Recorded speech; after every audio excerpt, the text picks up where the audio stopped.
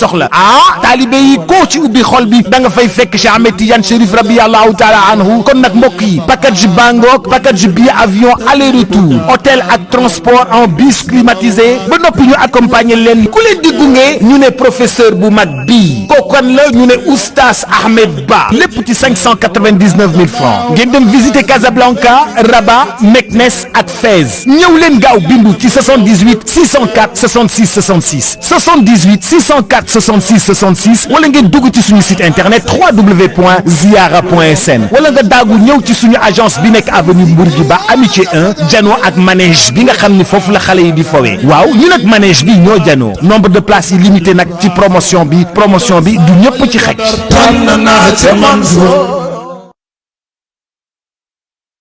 yéen mbokk yi seen coono jeex na Cheikh Ahmadou Tidiane Mbodj andil na leen solution alimentation Katim jaratul ngeen di sonal seen benn mbokk bu nekk Amérique ngir mu leen di yónnee ay produits alimentation Katim nekk fii ci biir Ndakaaru lëkkaloo ak ay chaîne de distribution yu mag ci boobu réew lu ci demee ni Albertson Acme Market Safeway United Supermarket ak yeneen alimentation Katim indi na leen ay produits yu baax te mucc ayib ci wàllu diététique énergétique naturel sell te amul benn matière grasse ni cholestérol wala sucre ajouté képp kuñ doon yónnee nag ay produits ba ca États-Unis jaratu ko dawal gaaw ci centre ville avenue Georges Pompidou ex-Ponty ci wetu pharmacie Guigon bi wala nga woote ci 77 638 45 18 boutique bi nag dina ibbi du lundi au samedi bu 9h jotee jàpp 20h dimanche bi nag dinañ tàmbali bu 10h jotee jàpp 15h alimentation Katim votre espace diététique en plein centre-ville. شهر رب كريم فيك جاد لنا بليلة القدر ذات الفضل والرغد. Ramadan Mubarak si weeru koor bu sell bii poulet teral ñëwati na ak ginaar gi ñëpp taamu waaye itam ak lu bees tàkk ay pak Ramadan yu yomb te riche taamu leen seen poulet teral ngir bëggal seeni njaboot ak ay togg yu neex te barkel lii si blanc de poulet émincé ak brochette bu si nekk ak façon boo ko mën a togge teral daal moo yombal liggéeyu jeeg si biir waañ ndogu li du neex te teral teewul ak teral dangay togg si bànneex yekk si bànneex teral moo leen di ñaanal weeru kooru jàmm teral ñoo ko bokk.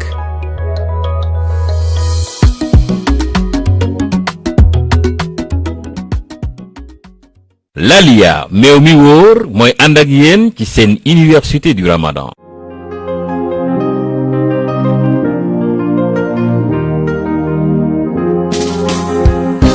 Bubi moo ñu saaf teg ci bëri feeñante bubi moo ñu saaf di la jox ca warte meew Lalia dafay may doole mbégte kër gi la mbégte kër gi la mbégte kër gi la Lalia Lalia Lalia Lalia Lalia un produit Cosedi.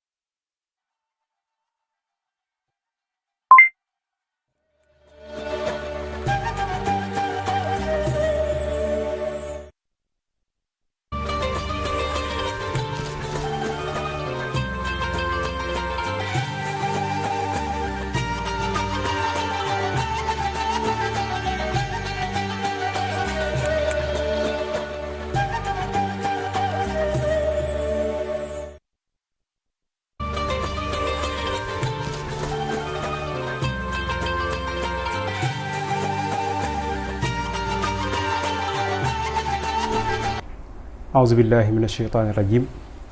بسم الله الرحمن الرحيم السلام عليكم ورحمة الله تعالى وبركاته mbokku téléspectateur mbokku internet yi nga xam ne yéen a ngi suivre chaîne des valeurs Mourchid TV ci université du Ramadan yi nga xam ne ñoom la ñu nekk depuis boobu muy 24e édition ñu ngi leen di nuyu di jiital si nuyoo bi ki nga xam ni moom moo ko initié di le responsable moral Cheikh Seydou Mouhamadou Moustapha Sy di ko ndokkale ci koor gi bu baax a baax di ko ñaanal yàlla sàmm ko bàyyi ko fi incha allah ak képp ku nga xam ni yaa ngi ci réew mi rawatina ngay kilifa surtout kilifa diine. noonu aussi la ñuy nuyoo di sargal di am mbégte dalal suñu conférenciers yi nga xam ni ñoom la ñu bokkal plateau bi te bi affiche bi génnee ba léegi yéen ñëpp ngeen koy xaar boobu ba tey ngeen toog di leen xaar ndax yàkkamti déglu leen ñuy ñoo xam ni kenn dootu leen présenté ci réew mi di Sénégal. ni ñu ko waxee léegi ci chronique bi am nañu monsieur Pape Alé Niang mi nga xam ni journaliste la nekk itam chroniqueur waaye nekk aussi ko xam ni taxawaayam kenn du ko nattable fii ci Sénégal lépp ci lu dellu ci wàllu média waaye ci lépp lu dellu aussi ci luy dalal réew mi ci luy jëmale réew mi kanam mu jàkkaarloog itam suñu professeur di docteur Djibi Diakhaté moom itamit kenn du ko présenté askanu Sénégal kenn du ko présenté àdduna bi mu nekk koo xam ne sociologue la nekk koo xam ne aussi ku am solo la ci réew mi ni ma ko waxee léegi nekk ku mën a jàngal nit ñi ci ay baat yu gàtt waaye baat yu am njëriñ yuy des mën laa gunge ci sa dund. ñoom laa fas yéene seqal tey jotaay bi balaa ñuy tàmbali dañ leen di bàyyi ñu nuyoo ak téléspectateur nuyoo aussi ak ñi ñuy suivre ci plateforme digitale yëpp ni nuyu aussi ñi nga xam ni ñoo suivre Mourchid ci rajo yi nga yi mu synchronisé ci région yi nga xam ne ñoom ñëpp tey ñoom la ñuy déglu ma commencé ci sama ndeyjoor nga xam ne monsieur Pape Alé Niang moo fa nekk monsieur Niang Pape Alé ñu ngi lay nuyu di la dalal. maa ngi lay fay di nuyu téléspectateurs yi nga xam ne ñu ngi ñuy seetaan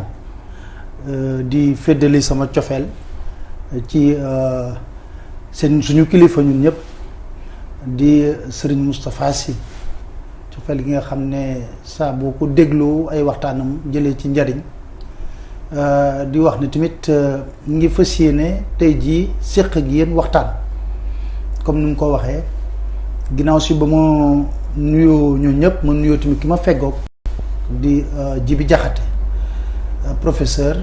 ñu xam ko bu baax a baax ci xam-xamam bu ñaw ñu koy nangul loolu tamit nekk lu am solo ñu fas yéene rek ànd ak dal ci thème bi nga xam ne moom la ñu tànn war ko waxtaanee génne ci ay kàddu yoo xam ne lépp lu ci dëng ngeen jéggal ñu ko waaye lépp lu ci jubit ñu taataan ko xool nan lañ koy jariñoo ngir Sénégal.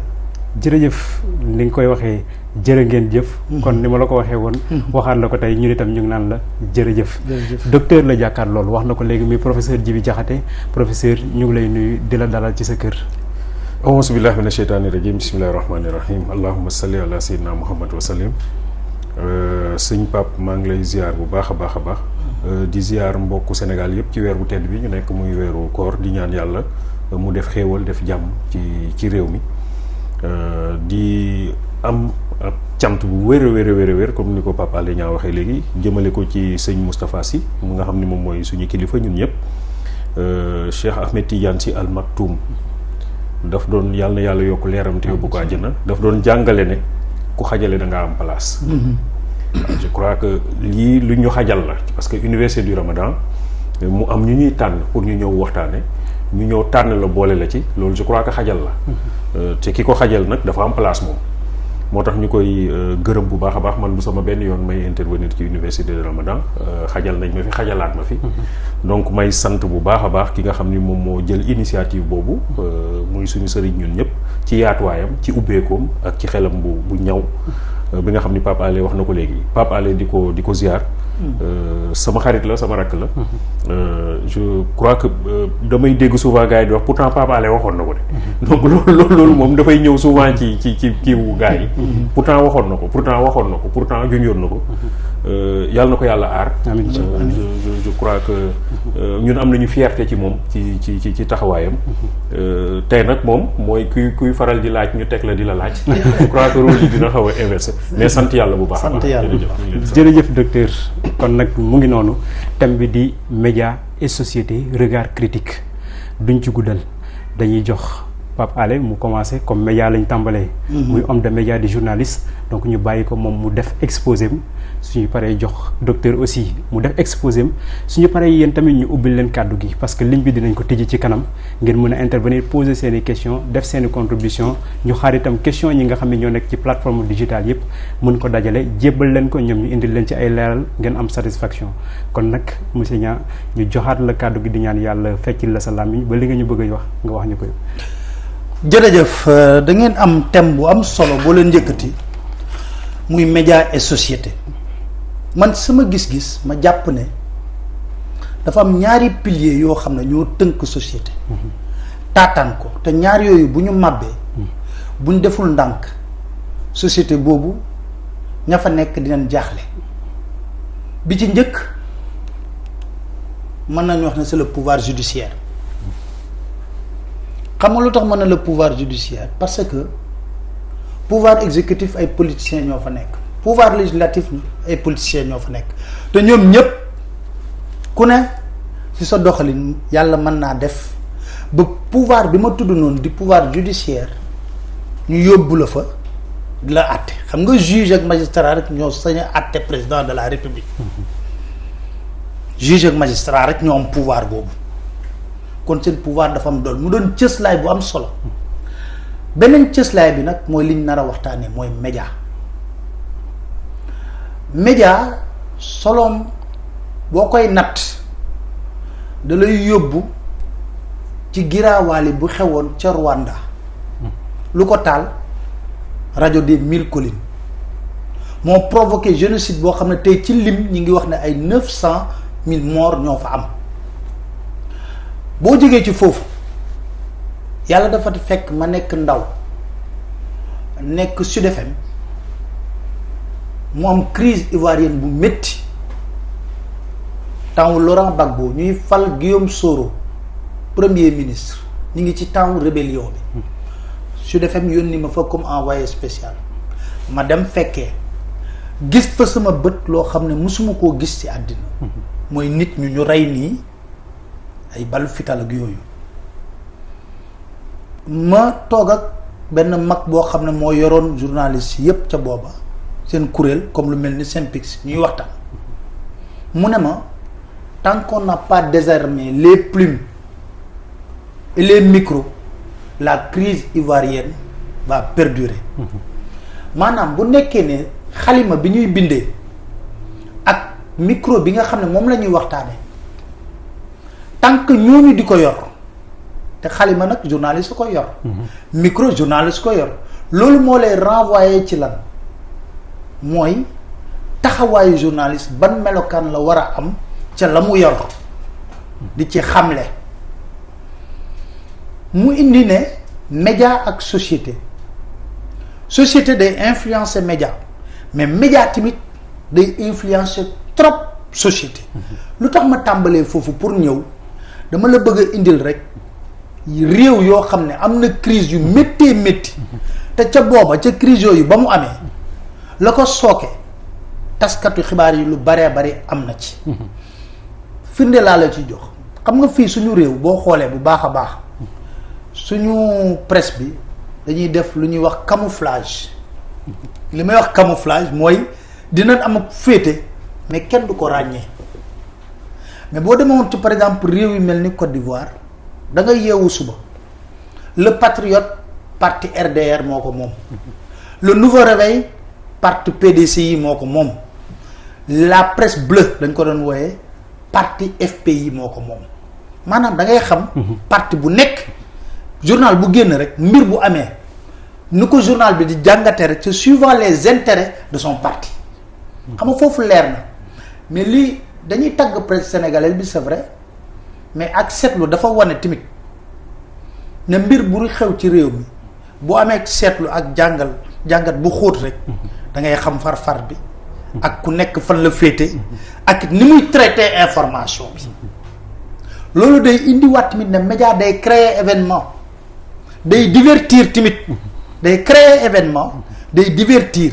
am mbir mu am solo boo xam ne ñu ngi ko war a teg ci kaw table bi waxtaanee ko mu nekk ëllëgu askan bi wante yàlla day def ne manipulation da ciy am ba nga xam ne ñun journalistes yi xam nañ ko yow li may wax ci journalistes yi xam nañ ñuy wax te loolu lan lay indi lu ñuy wax ne sociologue laa toog ak dafa am benn mode de pensée boo xam ne des fois journalistes yi ñoo koy mën naa ko wax pikiir askan bi ñuy gisee noonu damay valeurs yoo xam ne ñoom looloo koy jaay. nga foog ne valeurs yooyu am solo la mais est-ce que am na njeexital ci askan wi ak ci dunduk askan wi fekk médias yi ñoo ko porté. médias yi tamit li ñuy wax seen neutralité objective da nga koy seetaat neutralité objective mooy lan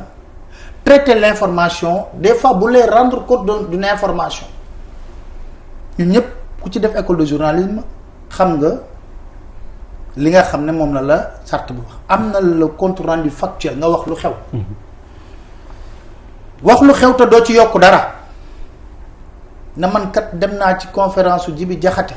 mu toog ba muy wax lii ak lii la wax nga jël li nga xam ne loolu nga wax sa biiri wax nga dugalaale ci say commentaires yoo xam ne yow la concerné mais Jibi Jaxate ni waxu ko fekk bari na bari Jibi Jaxate waxu ko mais beneen problème bi nga xam ne moo ëpp solo te nit ñi duñ ci bàyyi xel mooy média alalu koy dundal koppara koy dundal te média yi bu ñu nekkee sous contrôle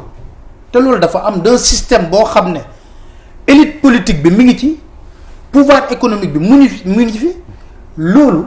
la muy indi mooy est-ce que mën nañu wéeru ci xibaar yooyu nga xam ne média baa ngi koy joxe sukkandiku ne ko yu wér yu dëggu la li may wax xawma ndax comprendre ngeen ko am déet parce que lu tax ma wax loolu fii Sénégal gis nañ fi ay nit yu yëngatu ci wàllu politique yu financé média bari na fi wàllu politique seen loxo di dugg bu baax a baax ci journal fi créer média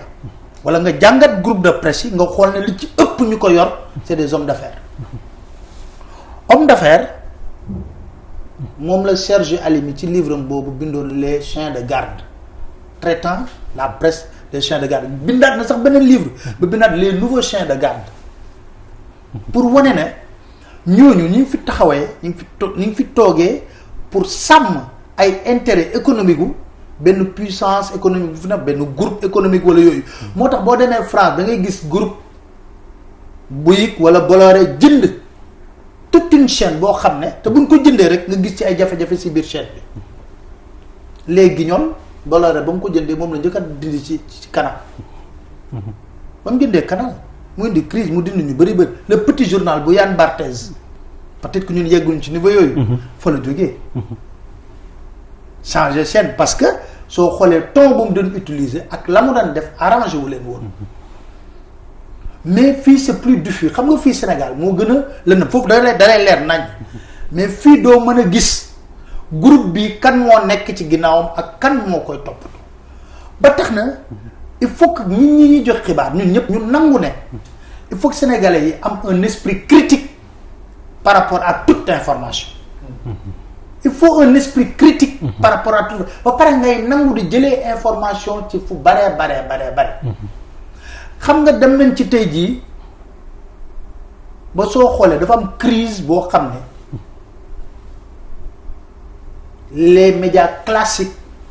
ñu ngi koy dund tey damay joxe exemple boo jëlee groupe de presse yu nekk Sénégal je n'ai rien contre am nañ liberté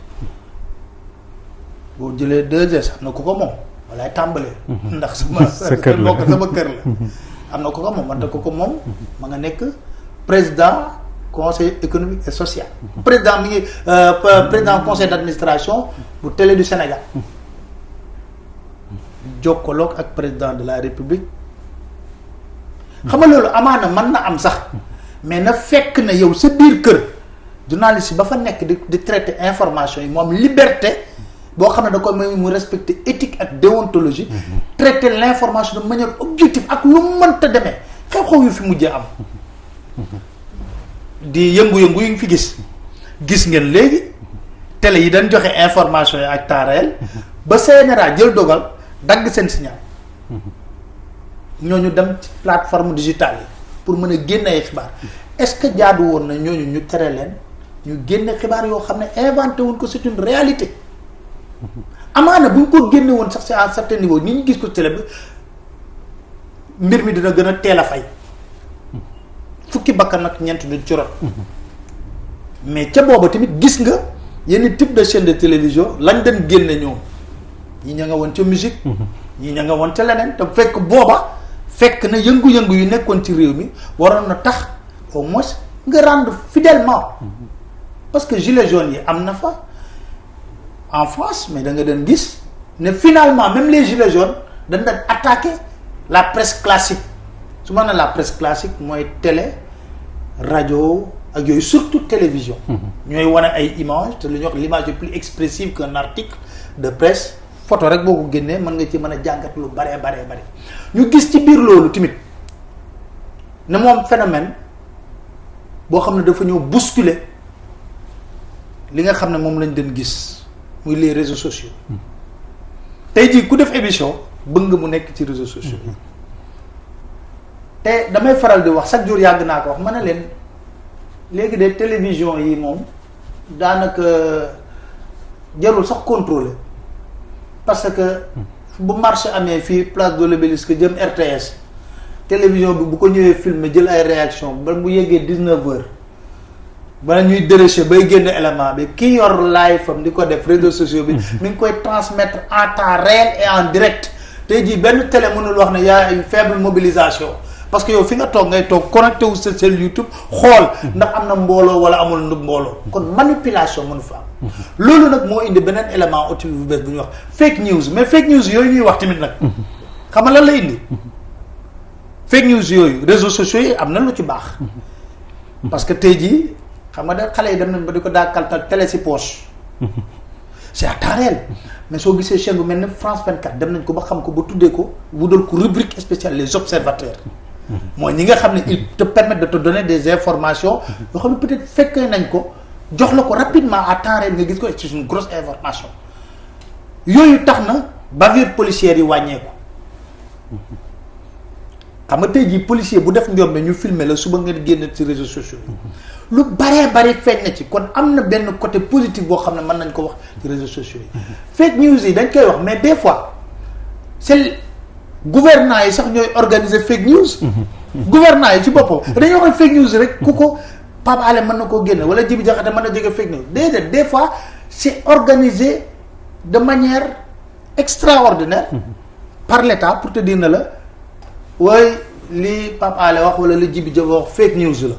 fekk ñoom liñ nar a génn moo nekk fake news mais bëgg nañ dëxëñ Pape Alé la mu wax ci fake news pour ñoom dëggal ñoom lañ war a génne te lañ war a génne moo nekk fake news preuve laa la ciy jox fii Sénégal toog nañ fii ne dañoo génne décret nommé président honoraire Aminata Tall génne décret bi yëpp moom kenn ku jege nguur gi ne loolu ñu génne fake news la ñu toog tuuti ñuy dawal teguñu ci même parce que boobu ñu ngi woon ci période Covid bi ne nan lañ mën a jëlee alal ju toll nii di ko jox président honoraire rien que pour neexal ko te loolu amul ñuy dem ba jëmmi jamono moom Aminata Tall ci boppam génnal boppam toog ak Idrissa Seck ñu xamal nañu président honoraire boobu am na mais buñ ko génnee yóbbuñu ko décret bi ci journal officiel dañ ko nëppal kon entre journalistes yi fexe ba génnee décret boobu teg ko na leen décret bi kii génne nañ ko ne lii lañ nar a jox na ñu ne non journaliste ko génne fake news la ak état bu démentir génne benn décret boo xam ne non signé ban moo ciy fake news c'est important il faut que ñu bañ a jàpp di gëlëmal nit ñi di wax ne li nit ñi di wax fake news la mais des fois ñoom pour répondre bu situation bi tàngee dëgg ñooy créer benn fake news ba pare yow li nga génne ñu jëm ko dugal comme fake news donc dañu nekk ci situation boo xam ne boo jëlee les médias classiques li mu koy wax sont en perte de vitesse lu bëri dañ leen raw parce que tey jii gis nga bañ daggee signalu ñu bare ci kii ñooñu dañ leen wax ndokk téye leen seen signal ñun ñu ngi si digital bi ak suñuy plateforme parce que moo gën a yomb accessibilité bi te bu ñuy gën a dem di nga ko gis tey jii jëlal benn xew-xew bu am Sénégal nga jël toute la presse écrite nga teg rapidement nga mën a xool camp yi nga mën a xool camp yi maanaam nga mën a xam ne kii angle de lecture am lii la kii angle de traitement am lii la kii angle de traitement lii am mu nekk des positionnements nag parce que loolu ku am seetlu xam nga am positionnement boo xam ne est-ce que le citoyen lambda bi nga xam ne ku mel ni professeur dafa bëgg xam naa ko ci neutralité bu baax a baax moom dafa bëgg a ñëw rek jot xibaar bu wér te dëggu est-ce que kooku bu mu ci liiree benn rek duñ ko tegal ndëgg sërëx boo xam ne ci benn boobu bu ko gëmee rek loolu mooy am nga ci firnde démb rek ak bërki démb ci trafic de faux médicaments bi ñu génne am nga ci firnde bu leer gars yi dañoo fas roccantal gars yi xamuñu démb ay journalistes yu chinois yi génn wax ne médicament amu fa woon tey nga génn ñu génneel la ay photo médicament ne médicament yaa ngi lii dañ koy jam ci biir kii bi lu tax ba journaliste fekk journaliste yi bindoon nañ ne lii ak lii lañ fa jàpp ñu ne loolu médicament luy dugg ci biir yaram ñu koy piqûre ñu génneel la ko tegal la ko na la fàng ne yéen avocats yi ba ngeen di wax da ngeen lu tax limu leen lii lu tax chinois bi nga xam ne sax moom ñëw na toog ba jàkkaarloo policier bi ñu wax ne et puis il faut que ñu bàyyi chinois bi moom dafa baalu ne je demande la clémence de la justice je reconnais que médicaments yi waruma ko woon jaay parce que aw ma woon autorisation alors loolu moo lay indil te dañuy wax ne mais loolu journaliste bi ko def kooku pour man waruñu ko blâmer parce que dafa génne li nga xam ne moo di kii bi dafa traité en fait génne PV wu audition ak jël PV wu audition traité ko y a une différence xam nga lu ñuy tere mooy nga jël PV bi fànn teg ko intégralité nga gis ne dañ ciy bind lii lan lañ la wax dana na jëlal élément yu constitutif ci PV bi nga mën ko traité xam nga dañ koy reprocher journaliste mais foo demee PV Sarkozy France ak yooyu yëpp gars yi dañuy génne lu gën a garaaw loolu di ko teg mais dafay fekk tamit nga bëgg dëgg jib nit ñi xam ca dëgg-dëgg lan moo xew pour nga jox citoyen lambda bi li nga xam ne la bonne information à la vraie information bu wéeru ci lan ci éthique ak déontologie éthique ak déontologie boobu muy wéeru mooy lan genre rédactionnel bi ngay traité yow entre un compte rendu du factuel ak un journaliste am na droit commentaire am na droit analyse mais loolu yëpp ay genre rédactionnel la mais da ngay may citoyen bi nga ne ko lii de mooy fee yi nga ne ko police dem na perquisition Padois jàpp fa lii ak lii ak lii ak lii ak lii ba mu fa jàppee léegi nag lii lañ fa génn ci carte nga ne ko lii mooy xibaar bi après yow nag nga jël sa xalima bu la neexee à côté nga sende les deux nga bind benn partie boo xam ne commentaire la wala analyse nga ne lii commentaire sama gis-gis la man ci li nga xam ne moo di trafic faux médicament mu bañ a am mélange de genre rédactionnel dans le traitement d'un même sujet mais malheureusement ce que l'on constate da ngay lire benn mu nga soxla compte rendu mais ngay lire benn article nga gis ne mélangé na ci gis-gisam Djibi Diakhaté wax na par exemple ne mouchard bi dafa jaune mu ne Djibi Diakhaté au lieu mu ne Djibi Diakhaté wax na ne mouchard bi dafa jaune mu ne lu tax Djibi Diakhaté wax ne mouchard bi dafa jaune loolu da ko waroon dugal ci beneen angle boo xam ne mooy commentaire am ne lii Djibi Diakhaté wax man d'accorduma ci tey d'accord mais lii la Djibi Diakhaté wax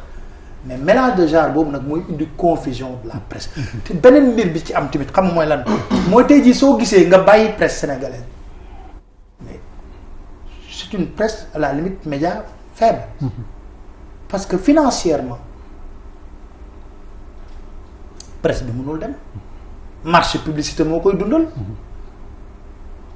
ci yeneen réew yu bëri ñun 16 millions d'habitants la ñu wax tey publicité bi c'est pas réglementé amaana mën nañu wax ne duñu indi publicité Mourchid TV parce que d'accord ñu gis-gisu diw amaana Pape Alé moom day wax day critiquer non moom duñ ko boole suñuy mbir te la masse publicitaire bu gën a am doole kan moo ko yor c'est les sociétés nationales c'est l'État c'est le pouvoir politique fii toog nañ fi dégg kenn ku ne gars yi dañuy créer journal pour saaga rek man tamit dinaa créer sama journal wante yàlla def na journalam bi deful 1 mois yàlla def na journalam bi deful 1 mois parce que le problème ce n'est pas de créer un journal pour insulter léegi damay créer journal de telle sorte que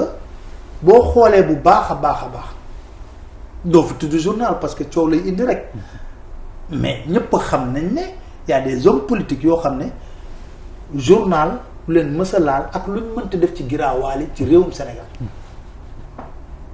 kon mu mel ni war nañ def benn introspection au niveau des journalistes parce que dañuy wax tamit ci métier bi métier journaliste xam nga ñu bari da la ci indi wooy am na ordre des pharmaciens am na ordre des avocats yéen journalistes yi mais foofu il faut que tamit ñu taxaw fa tuuti leeralal askan bi parce que code de la presse bi ñuy wax temps wu Ablaye Wade la am ba tey assemblée voté ko ñu jox ko président de la république mu war a génne teg ci pour mu affaire bi mën a ñu mën ko appliquer mais loolu ay règle boo xam ne état moo koy déterminer ce que les gens ne savent pas gis nga carte nationale de presse amoon na Sénégal en 2005 boobu yow bu lay compte 2005 est délivré par le ministère de la communication à l'époque c'est une commission boo xam ne magistrat moo fa nekkoon représentant SYNPICS représentant CNEPS mooy les éditeurs de presse ñooñu ñooy ñëw toog bu ñu toogee yow sa groupe de presse la ñuy yónnee ne képp koy journaliste na génne lii ak lii ak lii comme document ak diplôme beeg wax lépp nga ñëw ñoom ñu saytu ndax yelloo nga ñu jox la carte nationale am déet kon du ñun journaliste ñooy jox suñu carte suñu bopp carte nationale de presse c'est délivré par l'État parce que dañ la ciy defal benn cachet boo xam ne c'est un cachet de la République kon bu ñuy wax ne journaliste war nañu xool nañ leen organiser seen bopp non journaliste dañu mën a organiser woo mooy am nañ SYNPICS am nañ CORED am nañ CEDEPS mais quant à nag organisation bi code de la presse bi mais code de la presse bi dellusiwaat na ci ay ponk yu am solo yoo xam ne war nañ ko mën a génnewaat teg ko mais texte bi koy accompagner. kon da ngay laaj kan moo am intérêt ci pëccëxoo bi biñ gis nii ci presse bi. kan moo ci am intérêt dëgg mooy man homme politique bi mën naa manipuler un animateur qui n'est pas un journaliste. def loo ko wala wax loo ko parce que léegi li ñuy seetlu par exemple xoolal yéen a ngi def innovation mais xoolal mimétisme bi am ci télé yi tous ils font la même chose da ngay gis tey jii boo demee TFM 2S ak Sen TV ñoom ñëpp ils font la même chose ki woy fii tey suba mooy woy fële ki tagg fii Cheikh Ahmadou Bamba suba moo koy tagg fee boo koy tagg mimétisme la dafay mel ni ñoom ku nekk da ngay toog di xaar sa morom où est la créativité dans tout cela parce que est-ce que population bi loolu la ñu soxla est-ce que valeurs yooyu ñuy véhiculer xam nga ñu ngi koy jox valeurs yooyu ñu ngi koy véhiculer ñoom nga dem ci ba narat li ma la wax xam nga daaw dem nañ ci ba gis fi kilifa diina yu génn yu artu pour lan ñu artu parce que dafa fekkoon ne ñii dañuy yëkkati seen kilifa diina pour suufeel kilifa diina ñeneen mu mel ni concurrence moo am ci loolu mais loolu kan moo ko def média loolu tax ma ne la les médias sont dangereux dans la société bu nekkee ne réguler leen wala amuñu sens de la responsabilité amuñu éthique ak déontologie amaana mën ngaa ñëw tagg sa kilifa mën ngaa kaj sa kilifa mais tagg sa kilifa ku dul joxe cër doo am cër. ko soo joxul sa boo joxee sa cër yow rek sa kilifa. ñeneen tamit jël seen kilifa jox ko cër ñoom kese. kon moom nga gis CNRA génne déclaration. mais CNRA boobu sax peut-être fa laay daanele. xam nga bu ñu wax CNRA. pour te dire ne tout est politique. CNRA mooy Conseil national de régulation de l'audiovisuel. gis nañ ko muy blâmer ñu bëree bëri dina wax ne wéy dañuy dagg coupé nañ fi sax ay chaîne. mais 31 décembre li président Macky Sall def amul éthique amul équité CNRA waxu ci dara munoo ñëw def discours 20h wax 21h nga jëlaat antenne bi ba minuit yow kese ngay wax defaat beneen conférence loolu amul équité amul éthique parce que yow li nga wax jox ko askan bi am na ñoo xam ne bokkuñu ak yow gis-gis. amaana bàyyi leen ñu def ay plateau invité say ñooñu waxtaan ko yow boo demee ba jëmmi jamono bu la neexee nga def sa conférence ak sa yenn journal mais bëgg nga xañ say opposant wala lépp nga ne damay jël temps d'antenne bi 20h ba minuit te lu ñu wax ne temps 20h ba minuit xam nga ku ci toogul seetaan te la amatoo jot seetaan ko léegi yow nga jël aaki moo ko mais loolu ba léegi dañuy interpeller CNRA lu tax mu garder sur le mutisme parce que ni ngi wax ne dañuy fay sax télé yi pour loolu. tey ñu dem ci boo xoolee par exemple beneen phénomène boo xam ne gis nañ ko. les meetings yu ñuy retransmettre en direct. xam nga opposant bu am meeting bu am alal bu ko mën a def amul. absence d'équité day am foofu mooy lan mooy tey jii ñoom ñu am alal am koppar ñoom possibilité def ngan dem ndaje. retransmettre ko en direct par la force. loolu yëpp ay régulation la loo xam ne war na am ci société bi. te loolu yëpp ñu teg ko nag ci li nga xam ne mooy lan teg Sénégal ci kanam. jiital ko ci lépp di jëfee dëgg di wax dëgg parce que tey jii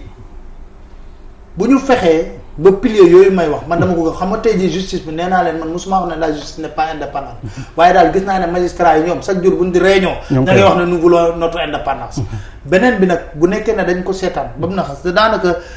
boo génnee def fii benn micro trottoir laaj sénégalais lañ la ñuy xaar xool ci presse bi Jibi Jaxate bu génn nii jël téléphone am kii sax la ñuy gën a gëm que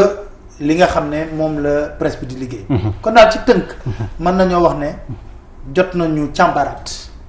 bu baax a baax taxawaayu média au Sénégal jot na bu baax a baax.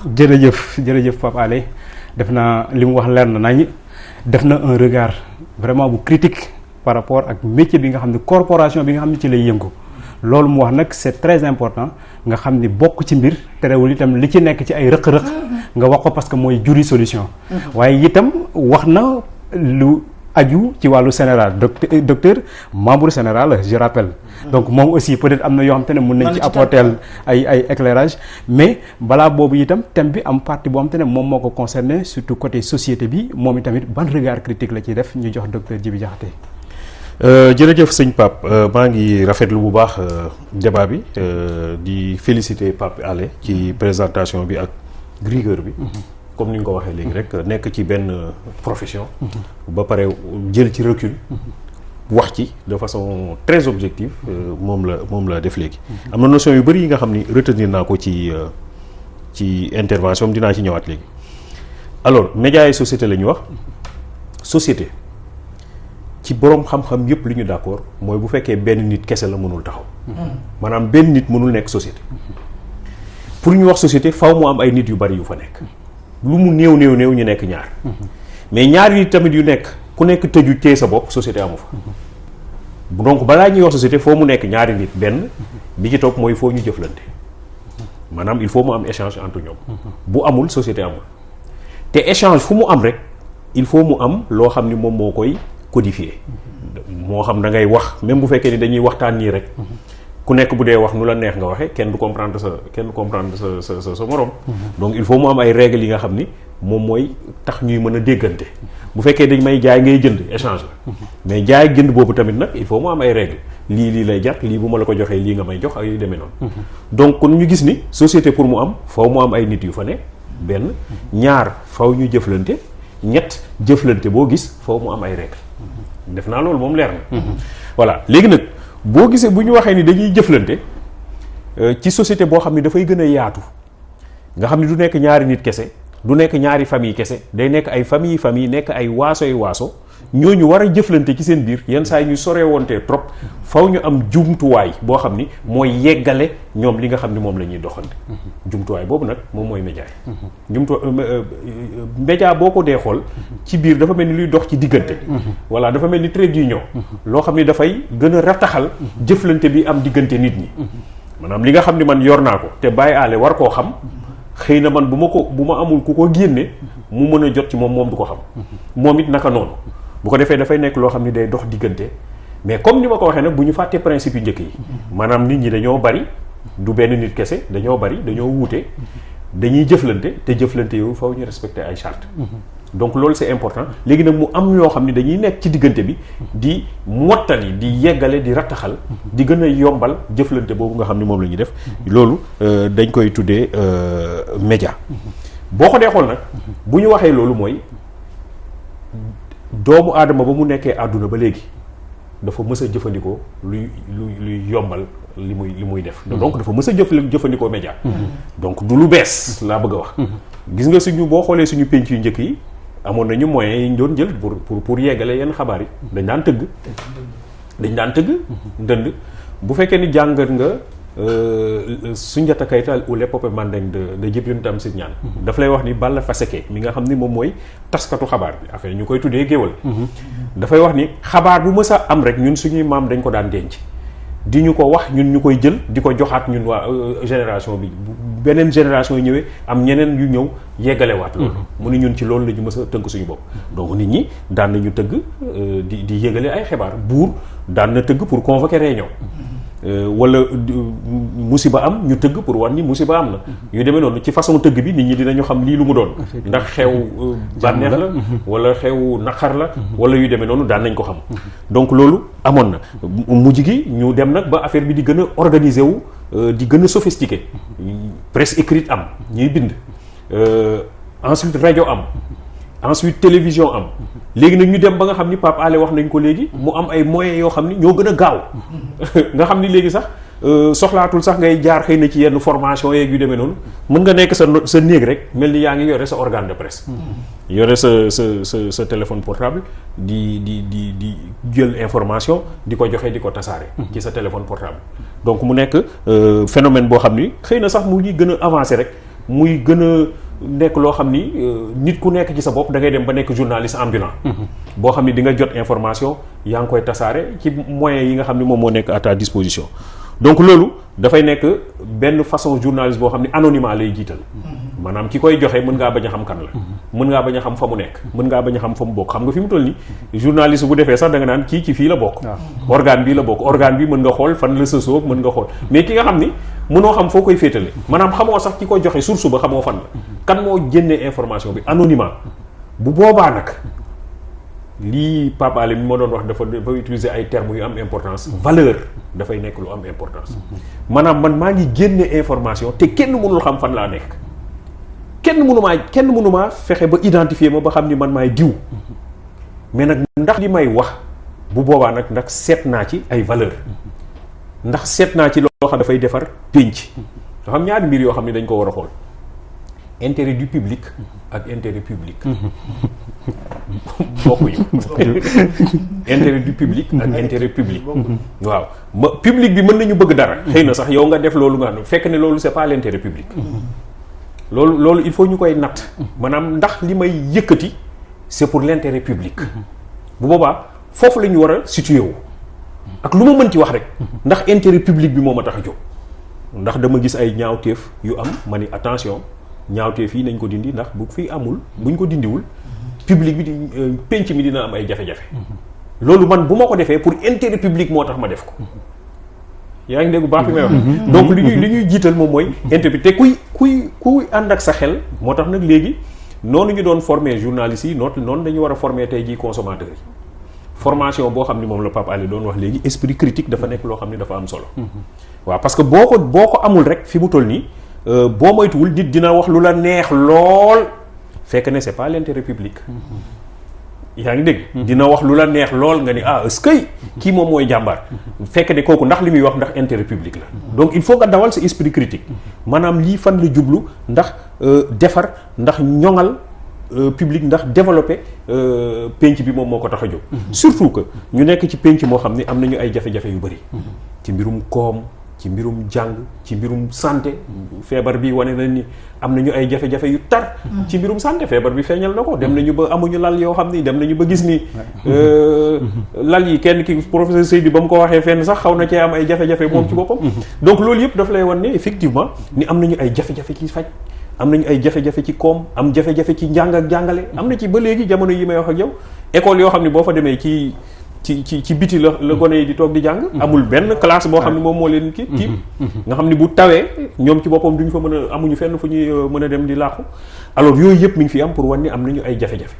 léegi ndax loolu la ñuy jéem a xool naka lañ koy waxee ba nit ñëpp yëg ko loolu nag bu boobaa wax ji yow kenn ki day jàpp ni kii kat dafa mel ni mi ngi ñuy sànni xeer mais ki nga xam ni am na esprit critique danaan kii defar moo ko tax a jóg maanaam dafa duut baaraam ci loo xam ne ñun ñëpp ñun ñoo ko bokk parce que nag loolu tamit principe bu société la le fait que ñun ñëpp ñu bokk ko xam nga tey jii entreprise dañ koy tuddee société waaw léegi bu ko defee société ñun ñii ñëpp ay actionnaire lañu mi ngi mel ni entreprise boo xam ne ñun ñëpp ku ci nekk da nga ci am action léegi action boobu ma ci am nag damay góorgóorlu ba muy gën a ba muy gën a jax ba muy gën a dox ba man li ma ci am après mu nekk lu am solo li ci ñeneen ñi am nekk lu am solo ñun ñëpp ku ci nekk actionnaire nga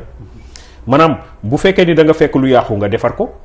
bu boobaa yow defaraloo kenn sa bopp nga defar parce que yow actionnaire nga encore une fois mais defar bi mooy lii yàqu na ki nga xam ni moom moo war a ñëw def ko na ñëw taxaw defar ko lële fa mu jëm xëy na bu ñu fa yeggee du doon lu baax waruñoo xaar nag ba mu ñëw ba jaxasoo may soog a wax Talleyrand dafay wax ni quand c'est urgent c'est tard donc lu ñuy moytu ba fekk lu ni këtt ni jonn ba problème bi am ñuy soog a wax maa ngi doon wax léegi ci introduction ni Pape Alé ñu bëri dañuy wax ni waxoon na ko donc loolu dafa nekk loo xam ne am na solo maanaam prévenir alerter daan ni fii la ñu war a tegu fii laa yaakaar ni lii bu fa tegoo et cetera sans être dogmatique ni man sama gis-gis rek moom mooy li baax keneen ku ko wàcc rek dafa jum donc bu ko defee kon ñu xam ni ñun ñëpp nag à partir de ce moment là am nañu responsabilité bi ñu am mooy responsabilité tënku ci li nga xam ni mooy jëmale penc mi kanam pas tënku ci bëgg-bëggu Masamba wala bëgg-bëggu Mademba mais tënku ci bëgg parce que penc bi ñun ñëpp moom moo ñu féete kaw te moom moo ñu wax ñi nu da ngeen a am responsabilité jaar fii parce que ñun pour ñu yegg fii dafa am ñu liggéey ñoo xam ni sax xëy na bàyyi nañ ca seen bakkan pour ñu yegg fii donc amuñu droit def lu ñuy neex dafa am ñoo xam ni joxe nañu seen bakkan boo xoolee mag ñi nga xam ni taxaw nañ fi ñu xeex ak tubaab bi te ñu bari lool nag xeex ak tubaab bi ñii xeex ko ci bind ñii xeex ko ci ay xeej ñii xeex ko ci façon yi ne ñenn ñi ñu jël seen bakkan ñenn ñi ñu toxal leen ñenn ñi ñu tas seen njaboot mais loolu yëpp parce que dañu ni woon penc mi ñoom am nañ ci responsabilité waruñu bàyyi mu doxee n'importe comment ba ku ñëw yàqu ko Lat Joor bi muy wax gandu tabax moom mooy loolu maanaam duñ ko nangu duñu nangu mu ñëw tabax yàq tas suñu mbokk tas suñu penc donc dañ ko war a protéger alors ñun nag devoir bi ñu am benn boroom xam-xam bu ñuy wax Léon Bourgeois nee na devoir est infinitif de dette maanaam yow boo defee sa devoir da ngaa fay bor maanaam ñi ñu jiitu dafa am lu ñu def bàyyi ko fi bu ko defee ñu ni tamit nag dañu am boru continuer dañu am bor boo xam ni par rapport ak ñoom la il faut ñu fay bor boobu moom ñun tamit nañ fi bàyyil ñi nga xam ni ñoo fi nar a ñëw ëllëg loo xam ni lu baax la loo xam ni nañ ko mën a téye continuer ko ñoom tamit bàyyi ko ñi fiy des donc à partir de ce moment là notion de valeur dafay nekk une notion fondamentale pour ñëpp ki nga xam ni damay wax ni bu ñu delluwaatee ci Camara Laye mi bind l'enfant noir loolu daf ma neex trop dama koy rappeler nee na moom bi muy nekk gone waajuram yi dañ ko doon wax yenn waxtu yi ak loo mënti jàpp bàyyi ko dellu si ci kër gi nee na bi mu demee ba màgg la gis ni waxtu yooyu waxtu añ la ak waxtu reer nee dañ ko doon tiital sax ne ko boo nekkee ci mbedd mi jinde mën na laa sadd mu ni ndeke ne waxtu añ ak waxtu reer dafa amoon importance pour sama waajur yi parce que dafa am valeur yi ñu doon def ci man voilà nee na ndab li dañ koy taaj nee na bu ñu taajee ndab li ñoom li ñuy njëkk a yëkk toppatoo mooy na may toogee naa toog bu jub toog bu yiw toog bu sell ginnaaw bu ma toogee noonu nag ñu ne ma ndab bi na nga ko téeg sa loxo càmmoñ ndab li warul yëngatu gis nga ndab bi mooy société bi ñu bokk ku ci nekk da nga koo war a téeg sa loxo càmmoñ ba du yëngu donc ku ci nekk am nga ci responsabilité téye ko ak sa loxo càmmoñ ba du yëngu ñu ni ma ensuite sa loxo ndeyjoor rek ngay lekke te sa loxo ndeyjoor boobu sa kanam dong nga war a yem waroo lekk kanamu jàmbur man animé naa conférence Université de Dakar ci thème lu tax ñun dawalkatu Sénégal du ñu respecté code de la route ma ni dañoo lekkatul ca ndab kii ñu formé ni ko ci sa kanam dong ngay yem waroo yóoti kanamu jàmbur boo màggee di dawal mën nañu yaakaar ni nga yem sa kanam gis nga ndawal ga ca diggu ndab la mag ñi dong ñoo am droit laal ko mag ñi mën nañoo jàpp ni ñooy njiit yi ñoom rek ñoo am droit ndawal ga ci digg mais ñoom am nañu xel mu toll ni ku nekk ci dab li dinañu dagg la nga soxla tegal la ko ci sa kanam te amuñu droit jël ndawal li teg ko ci seen kanam ñoom kese amul benn mag bu am droit boobu mais loolu kay mooy ni ñu war a téewee penc bi ak alalu penc bi la nekk ci diggu ndab la muy ndawal gi ñun ñëpp ñoo ko bokk ku ci nekk da ngay yow mi nga xam ne la ñuy wax ni yaa am droit laal ko am nga devoiru ku ci nekk nga dagg tegal ko ci kanamam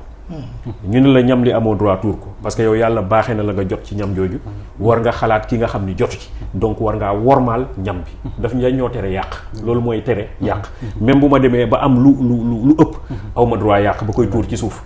aw ma droit lekk di wax aw ma droit donc loolu yëpp mu ni bi ma demee ba màgg ndekk ne dafa am ay valeur yu mu doon def ci man nga xam ni bu ma màggee ba génn ci kër gi damay nekk nit ku mat damay nekk nit ku sotti du ma nekk koo xam ni dafay ruus kese damay nekk kuy jomb du ma nekk kuy ruus kese damay nekk kuy jomb ci wolof am na tuuti nuance entre ruus ak jomb gis nga rus yaa ngi def lu baax parce que nit ñaa ngi lay xool jomb nag ñu xool laak ñu bañ laa xool li nga xam ni lu jag la rek ngay def lu ñaaw doo ci dugg doo ko wax doo ci dugg gis nga foofu laay terminer géwal bu njëkk boo jàppanteeg doomu géwal yaa tooñ loolu charte de Kourougan Fougan rek la woon na ko parce que moom mooy wax moom dañ ginnaaw moom mooy wax moom tooñul loolu parce que mais nag balaa muy wax dañ koy former ci naka ngay waxee fan ngay waxee ba nga xam ni ba jëlee kàddu moom géwal li muy njëkk a wax mooy sama ndey ak sama baay diw lañu ki leen jur diw la ñooñu ña leen jur diw la ba mu leer ni kii ci famille bi la bokk ñu ne ko léegi waxal waaw parce que léegi bu wàccee yoon ci wax rek du moom kese la gàcceel dafa gàcceel askanam ñëpp boobu mu bokk donc responsabilité kàddu Victor Hugo nee na xarekat ragalul xeec parce que dafay dem di xare ji waaye xam nga lan la ragal kàddu gu bon gis nga wax ju ñaaw li muy def ci xarekat maanaam moo ko mën a daaneel moo tax nag wax il faut ñu koy natt il faut ñu koy xool ci ñi mu nekk responsabilité ñëpp surtout que ñi nga xam ne dañuy wax en public moo xam journaliste la moo xam homme politique la moo xam homme public la lépp rek mu nekk loo xam ni dañ koy natt jëmale ko encore une fois ci intérêt public et non pas intérêt du public loolu nag dañ ci am jafe-jafe ci réew mi moom la Pape Alé doon wax léegi nga xam ni kii bu waxee dafa mel ni dafa am public bu muy waxal mais waxatulal intérêt public dafa am fu mu féete di wax mais waxatul pour intérêt public mais intérêt d'un public sax waxatuma sax intérêt du public mais intérêt d'un public je crois que war nañoo mën a toll nag foo xam ni dañuy wax intérêt public fi may terminer Pape mooy esprit critique dafa am ku ma ne dafa am dëkk boo xam ne ñetti façon nit yu am solo dañ faa nekk dafa am boulanger boo xam ne weeru at bés bu jot mu xool kër yi nga xam ne amuñu doole mu jox leen mburu mu am boucher boo xam ni bés bu jot mu xool kër yi nga xam ne amuñu doole mu jox leen yàpp may leen ko waaye nag mu am ci keneen koo xam ni moom dafa am alal lool moom du joxe dara loolu nag metti waa dëkk bi mujj yi kenn du ko nuyu kooku bi mu faatoo kenn demul dëjëm ci dëkk bi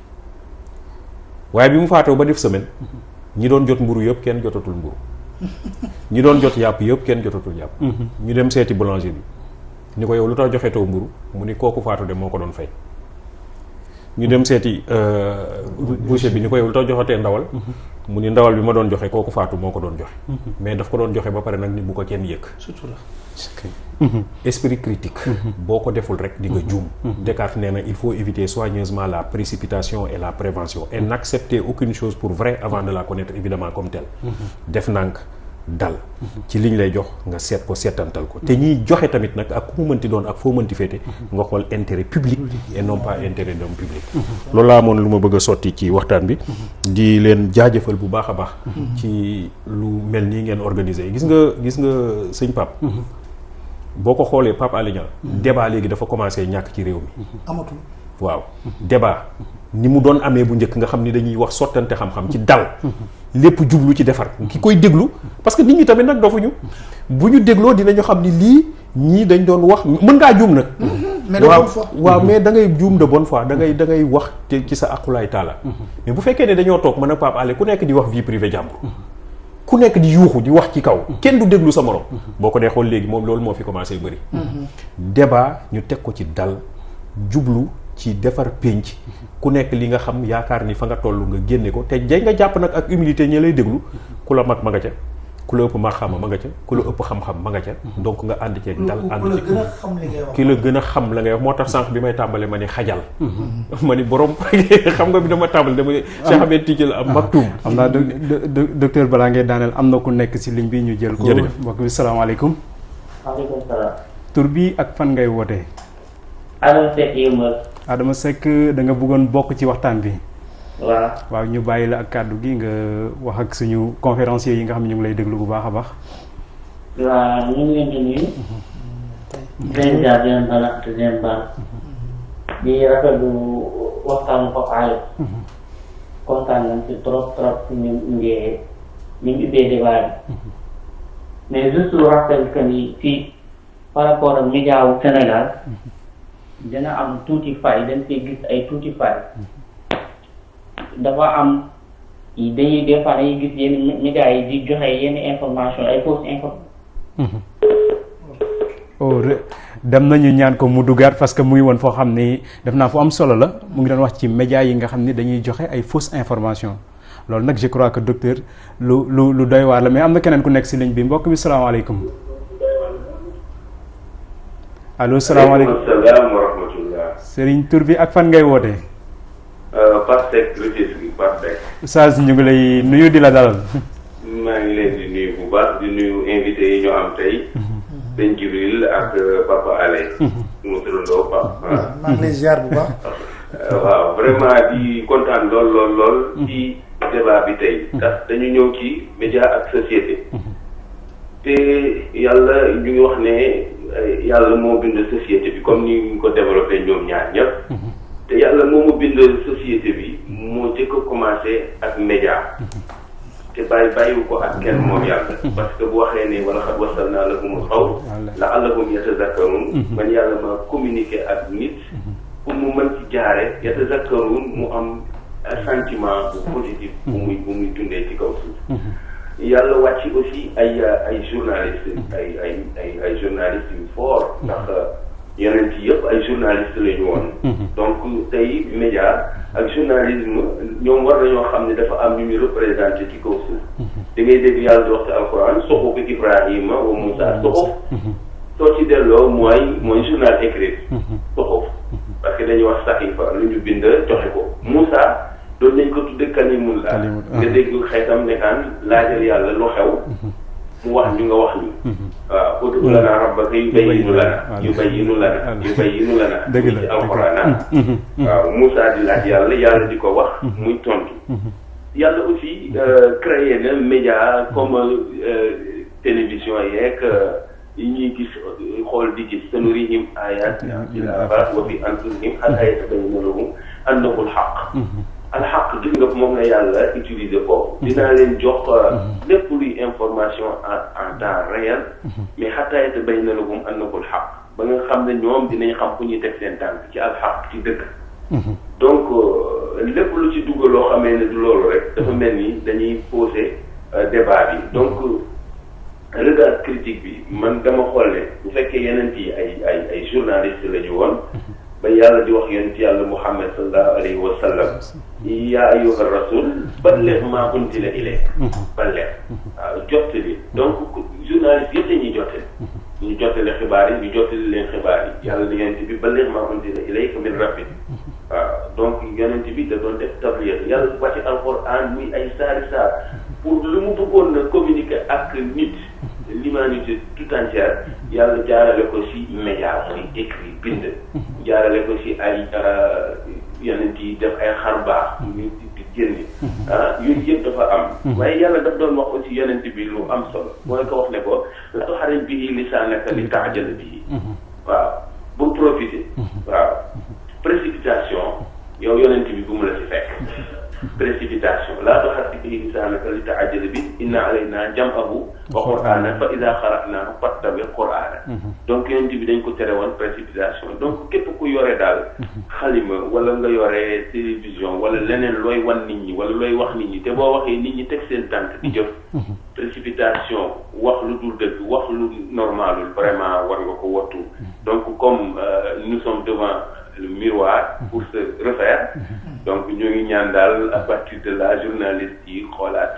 xoolaat suñu bopp bu baax a baax. asalaamaaleykum. waaleykum salaam Oustaz jërëjëf def naa indi na ay éléments yoo xam ni. yu am solo la ci thème bi. donc delloowaat na ko pour wane ni suñu borom déjà moo njëkk a nekk patron de presse.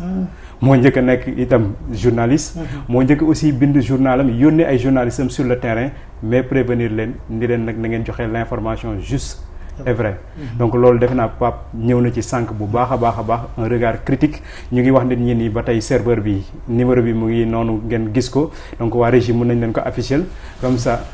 ça am na ku nekk ci ligne bi déjà ñu jël ko mbokk mi salaamaaleykum. waaw salaamaaleykum. waaleykum salaam wa rahmatullah. waaw Pape maa ngi lay ziar. waaw kooku Abdourahmane. Abdourahmane Diallo. Abdourahmane Diallo Wakaam homme de média la moom itam. léegi Medina la. ah léegi Medina waaw léegi Medina la waaw da nga bëggoon participer ci thème bi. waaw dañoo bëggoon participer ci thème bi. waaw bismillah. mais tey boo xoolee ñi nga toogal. day répercuter. xam-xam bi nga xam ne moom la ñu soxla ci société. nga may ma rek ma nuyu. sama professeur. ki nga xam ne presque la quasi-totalité de mon cursus scolaire da ci joué. muy le professeur Djibi Diakhaté. waaw muy nuyu bu baax. moom bu ma gisee dafa naan monsieur Diallo ma ne ëpp naa wax. parce que wax dëgg yàlla moom dafa bokk ci ñi nga xam ne ñoo ñu formé. tey dañu nekk ci benn société boo xam ne. société bu jaar. ñaari termes yi ngeen utiliser la mooy regard ak critique. boo xoolee ba pare critiquer. dafa war a am lu xam ne moom lay jeexital. lan lay jeexital. mooy ki war a wax kan la. ñi muy waxal ñan la. ban finalité lay xaar pour ñooñu mën a agir mais moom mi war a wax ban réaction la war a am. parce que yàlla suñu borom bi muy wax ak Firawna bi muy wax ak Moussa. ba'da a'uuzu billahi mina shaytaani rajiim dafa ne izhab ila Firawna. innahu taghaa faqul hal laka ila an tazakka. kon message la porté. mais message bi mu porté ban finalité lañ ci xaar. kon loolu war na homme de média yi message yi ñuy porté ñuy xam ban finalité la ñuy xaar ci message yooyu. beneen bi soog professeur dañ daan toog classe mu ñuy wax. benn journal boo xam ne moom moo ko idée bi. ci moom la jógee. mooy bi nga xam ne Bill Clinton ñëw na fii ci Sénégal. benn journal titré ne Abdou Diouf salue Bill Clinton. wala Bush si je ne me trompe pas. mu ne pourquoi pas Bush salue Abdou Diouf. waaye tamit pourquoi pas Bush et Abdou Diouf se saluent. maa doon def muy benn regard boo xam ne regard bu critique la bu ñuy def ci société. entre li nga xam ne moom la ñu doon jàngal ci biir classe bi te mu indi ko léegi balaa muy tëj. mooy ci borom milliardaire bi alal nga mu daan joxe. jaarale ko ci ñi nga xam ne ñoo yor dara kon wax yu bi dafa am chaîne bu muy suivre. kon wa amma bi ni'mati rabbika fa hadith boobu. kon buy joxe information. war na mën a bàyyi xel ki nga xam ne. mooy le soubassement premier. te mooy azza wa jalla. jërëjëf la. Pape ñu ngi lay gërëm. jërëjëf merci li ngeen développé am na solo. merci di nuyu bu baax Pape Alé Niang. merci di vraiment rafetlu taxawaay bi. merci Abdourahmane yàlla gën a jàppandal. merci Abdourahmane merci merci. li am na solo yàlla na yàlla gën taxawal. amiin baa ngi lay nuyu jërëjëf. waaw nuyul ma maam Cheikh bu baax a baax nuyul ma ko. donc ñu rafetlu intervention am Abdourahmane Diallo donc mu ngi woote Wakaam di nuyu doomam maam Cheikh Diallo aussi. bi nga xam ne suñu ndongo la woon. waaw donc am na ay questions yoo xam ne aussi mu ngi jóge ci internet bi ah. donc ñoom am na ñu bari ñu ngi laaj fi mu ne nii questions yi dafa xaw sax bari. am na ko tudd Thierno Gueye mu ngi woote ba Njaxate Ndiassane mu ngi nekk ba Njaxate Ndiassane. moom mu ngi wax ni lan entre retombées financières yi am ak impact négatif certains programmes télévisés donc xaalis bi ñu ciy séentu ak programme yi mu ni CNRA ndax am na poigne boo xam ne mën na ko réguler. alors li ma mën a wax ci régulation CNRA c'est une des difficultés mooy le CNRA régule a posteriori c'est-à-dire que tant que affaire bi amul ba pare. waaw mënul réguler des fois dafay fekk ne malheureusement li waroon a am na ba pare. par contre loolu nag nga nekk régulateur ou non. am na ci yi nga xam ni sa fonction médiateur sax mën na la ko jouer loo. gis nga jamono yi ñu passé dafa am benn télévision du ma wax tur bi. bu doon bu commencé woon jouer benn sketch ndogu. ci douanier yi di am lu mu ciy génne. alors waa douane woo ma ne ma daal loolu moom xaw na doy waar parce que liñ ciy wane. ci ñun dafay yàq suñu profession. alors man fexe naa ba ñoom ñu toog. ba direction douane ak waa ñooñu doon def loolu ñu toog waxtaan. te bi ñu toogee waxtaan. mbir mi dafa rafet façon rafet boo xam ni ba ñoom nee nañu bu ñu demee ba saison bi jeex. dañoo bëgg a invité waa douane ak ñoom ñu organiser fête. am na solo. xam nga sëñ bi. lu rafet moo gën. waaw te loolu xëy na sax soxla loolu lu rafet daal dafa baax quoi. gis nga Diallo mii di wax. waaw sama ndongo la woon. mais gis nga nit da nga koy jox cër. ak lu mu mënti nekk sama ndongo. léegi dafay jàngale moom it ami ndongo. munu la ñëw ànd ak ay ndongoom ma naan leen kii sama ndongo la woon. monsieur Diallo laa ko wax. dëgg la nit dañ koy jox worma. dëgg la loolu c'est important. or dañu toll léegi ci débat public. dañuy fekk ko am worma. ñu bëgg a xotti worma boobu. loolu moo indi. loolu nag problème la. loolu jibi looloo indi débat amatul. c'est ça le problème. xam nga moo tax ma ne looloo indi débat amatul. effectivement da ngay gis kenn koo xam ne da lay wax. xam nga yow ñaata yoon la ñu def ay émission débat yu xóot a xóot. franchement yu xóot a xóot. yoo xam ne ba léegi daf da ngay dem nit ñi di koy yore di ko yore te débat yi bu ñu ko daan def toujours soo doon seetlu bu ñu doon tàmbali damay wax gars yi na nga ku nekk na nga ànd ak dal temps bi nga soxla dinaa la ko jox. waaye bul fàtte mukk ne am na kenn koo xam ne li nga fas yéene wax moo la ko gën a xam lool ba pare toog ci teleem di la seetaan. kon nañ ànd ak dal. xam ne ay nit la ñuy wax ak yoo xam ne am nañu xel am nañ dégg-dégg. li nga wax noonu dafa am solo gis nga réew mi loolu lañu rafle tey jii rafle ko moo di il faut xam nga dama am baat bu ma dem yàgg a wax ku artuwul di nga atte. dëgg la dëgg la waaye tey jii am na ku nekk si ligne bi tey jii dem nañ ba am ay ñu jël ko salaamaaleykum après Pape nga ñëwaat. aleykum salaam soxna tur bi ak fan ngay wootee. Fatou Sall kër Modou Xarim Mbow. Fatou Sall ñu ngi lay dalal ci waxtaan bi di la bàyyi nga def sa intervention. waa di rafetlu bu baax jotaay bi am na solo macha allah. waaye am question buñ suñu mbokk mi Pape Alé Niang rek.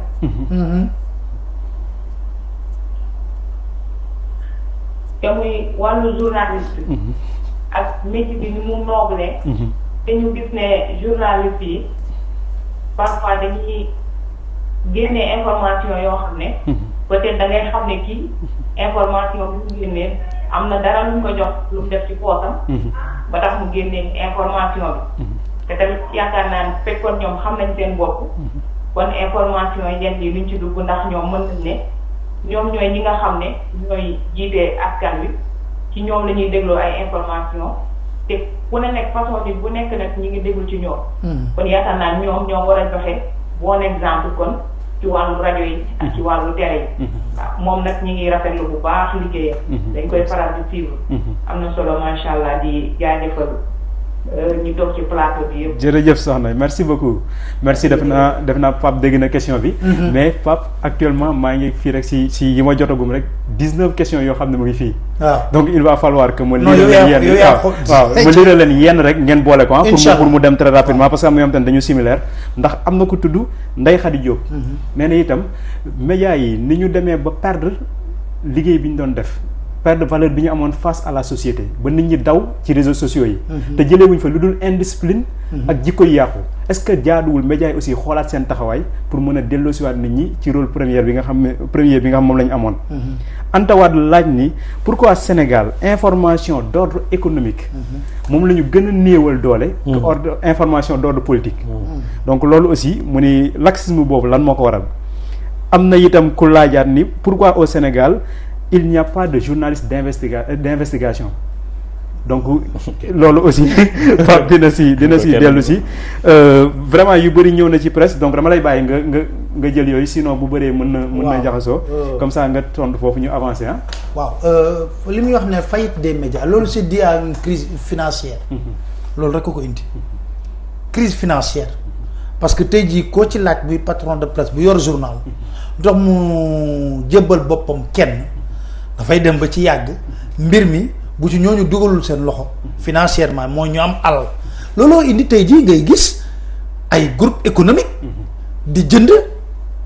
tout un groupe de presse loolu moo ko indi parce que ñoom groupe de presse boobu soxlawuñ ci retombée financière xam nga lan lañ ci soxla pour groupe de presse boobu défendre leen seeni intérêt pour ëllëg si biir bu ñu amee jafe-jafe ci gouvernement bi loolu tax ma leen di wooyee du groupe de presse mais groupe de pression la. Il y a une différence entre groupe de presse ak groupe de pression. Ça veut dire que un homme d'affaires bu gérer groupe de presse te gérer wu ko bàyyi ay journalistes di ko doxal comme ni ñu ko war a doxalee groupe de pression ngay am ba nga koy seetlu du ma tudd ay tur mais di nga gis ne ñi nga xam ne lëkkaloo nag ak njiitu réew mi saa bu ñu xawee mer wala xaw a per njaayu rek nga gis titre yeeg lépp yu bëri changé yu bëri changé donc loolu moo ko indi mooy ça veut dire que y a une crise économique la boo xam ne groupe de presse yi attanuñ ko moo tax lu ne ñu ciy dugg mooy yaa ngi dugg wax léegi tey jii Djibi Sakhé est-ce que CNRA mënul réguler yenn type d'émission yi te li muy wax dëgg la c'est a posteriori la ñuy génne seen bimestriel la waxuma trimestriel seen i avis yi nga xam ne gis nañ ko constaté nañ ko loolu mi ngi koy wax loolu moom dama la wax ne lenn rek moo ko indi mooy naam am na ñuy créer journal wala groupe pour servir une cause loolu nag nañ jàpp ne bokkul ci li nga xam ne moom lañ war a doxalee soxna ci wax léegi comme dafa woote téléphone tamit am na solo parce que mi ngi wax journal loolu duñ ko miimal kenn man du ma miimal benn journaliste ne loolu amul am na loolu duñ ko miimal benn journaliste mais loolu nag bu ko journaliste yi def dafa fàtte liñ ko sas mooy éthique ak déontologie am na ku ko laaj fii sax di laaj nag nee na nga wax ko ci olof éthique ak déontologie mu ngi laaj aussi loolu nan lañ koy ci olof éthique xam nga déontologie suñ koy tudd moo de lu laytaay métier bi lan moo ko laytaay charte yi nga xam ne moom nga war a doxalee ci biir métier bi éthique nag soo xoolee xam na kii lu wax morale la question de morale la dañ la koy jàngal par exemple day wax ne par exemple journaliste warul def publicité te pourtant da nga koy génn déglu suba ngoon sa éthique ak déontologie da ko bañ ñun ba ñu nekkee groupe Sud Communication nekk fa ay ndaw gis nga bés boo jëlee sa voix def publicité duñ la wax dara dañ koy dagg ci sa salaire rek li nga prêter sa voix parce que xam nga lan la ñuy bañ confusion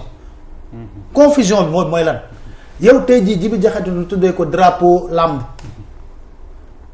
nga ñëw publicité bi war a jàll juste après le journal xam naa ne du ko mës a def professeur mu dugg ci benn giraawaali bu rëy yow nga war a traité mbir moomu la ba pare nga xëy nga journal bi jeex ñu dégg la nga ne Djibi Diakhaté le grand professeur xaw ma la ba ñu ne dafay am confusion déjà ba tax ne dañuy wax ne journaliste warul prêter sax même sa voix mais léegi xoolal nuñ ko banaliser ngay gis clip bi animateur mën na ko def mais un journaliste ne doit pas le faire sur éthique ak déontologie moo ñu ko tere muy beneen mbir bi dafa wax ne mooy li ñu doon wax sànq jomb rek waaw loo xam ni moo lay jombale yow ci liggéey bi nga def yenn jombale yenn yi mënoo ko def voilà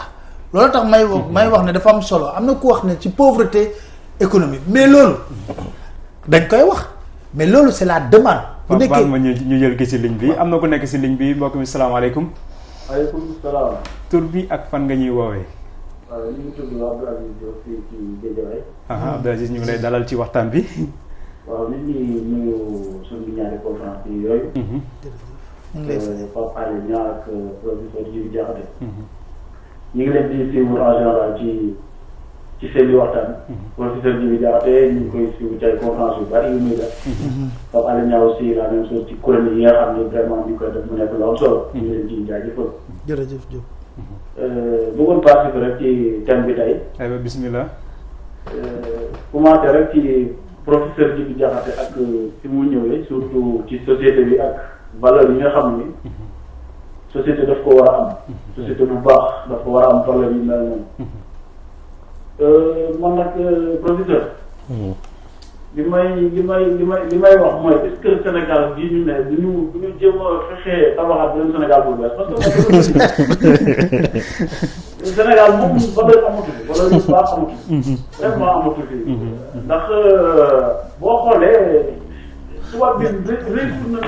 mission ci Sénégal tubaab bi réussir na xam nga barki dem maa ngi wax loolu benn frère ma ne ko ma xool ko rek mu sëgg téléphone am waxtaan lu deful dara ma ne ko gis nga.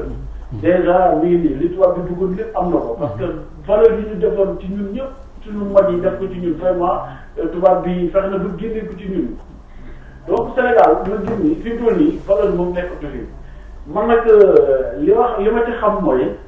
gis nga suñu génération bi sax keneen nañu mais man maa ngi yërëm trop génération bi nga xam ni ñi ngi ñëw que du ñu fi fekk dara en général ñun man wóor na génération bii ñëw moom ñun sax ñu leen di dara parce que dañuy fekk lépp jeex valeur yi nekk ci réew yëpp dañuy fekk mu jeex. man génération boobu laa gën a gërëm sax tey jii. moo tax ma wax ci dama wax ni il faut ñu jéem a fexe pour tabaxaat beneen Sénégal bu bees ndax valeur moom dafay amatul. valeur amatul vraiment dañ ko tuddee. ci valeur yi wala ak ni ñu doon yàlla surtout bi nga duggee ci wàllu boolu ceeb bi ñu taaj ak téye bi koy dégg yooyu gis nga dañ ciy dégg lu bëree bëri moo lay wax ni vraiment valeur amatul ci réew. merci bu valeur amatul ci réew mi ngi xew lépp dootul xew. vraiment merci loolu daal man daal ñeewal naa trop. sunu génération bi nga xam ne ñoo topp ci sunu ginnaaw. merci Papa Alé. waaw Papa Alé man nag benn affaire rek moom moo jaar. mooy da ngay dem ba benn moment boo xamante ne bii doo xam ne journaliste ak reporter. te man foofu la jëm ci réew mi da ngay dem ba ci réew mi fi dootoo xam ne ci journaliste la wala ci reporter la. parce que man damay yaakaar ne journaliste bi suivre ba ma ne kii est-ce que reporter la wala journaliste la. du ma comprendre. donc animateur ngay wax wala. parce que reporter ak journaliste même chose la. waaw animateur nga bëgg a wax. waaw maanaam jaxas bi am léegi ba munoo xàmme kii. waaw doo xam kii. waaw comprendre nañ question bi. doo xam ne journaliste bi. dafa bëri daal loo xamante ni fi doon yàq boo ko vraiment ci sunu réew mi. te vraiment thème bi moom am na solo te jaajëfal na leen ci waxtaan bi. ngeen di rafet na. ñu ngi leen di suivre di leen jaajëfal aussi di encouragé aussi.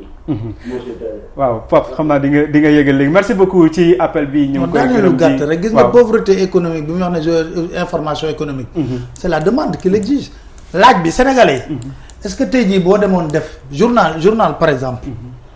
journal écrit. par exemple nga ñëw ñu ne la presse écrite da ngay def enquête bu rëy ci économie mais nga def ko à la une si nga tiré 5000 exemplaires mais dama ne doo ci jaay sax 1000 parce que loolu intéressé wu leen xam nga lu leen intéressé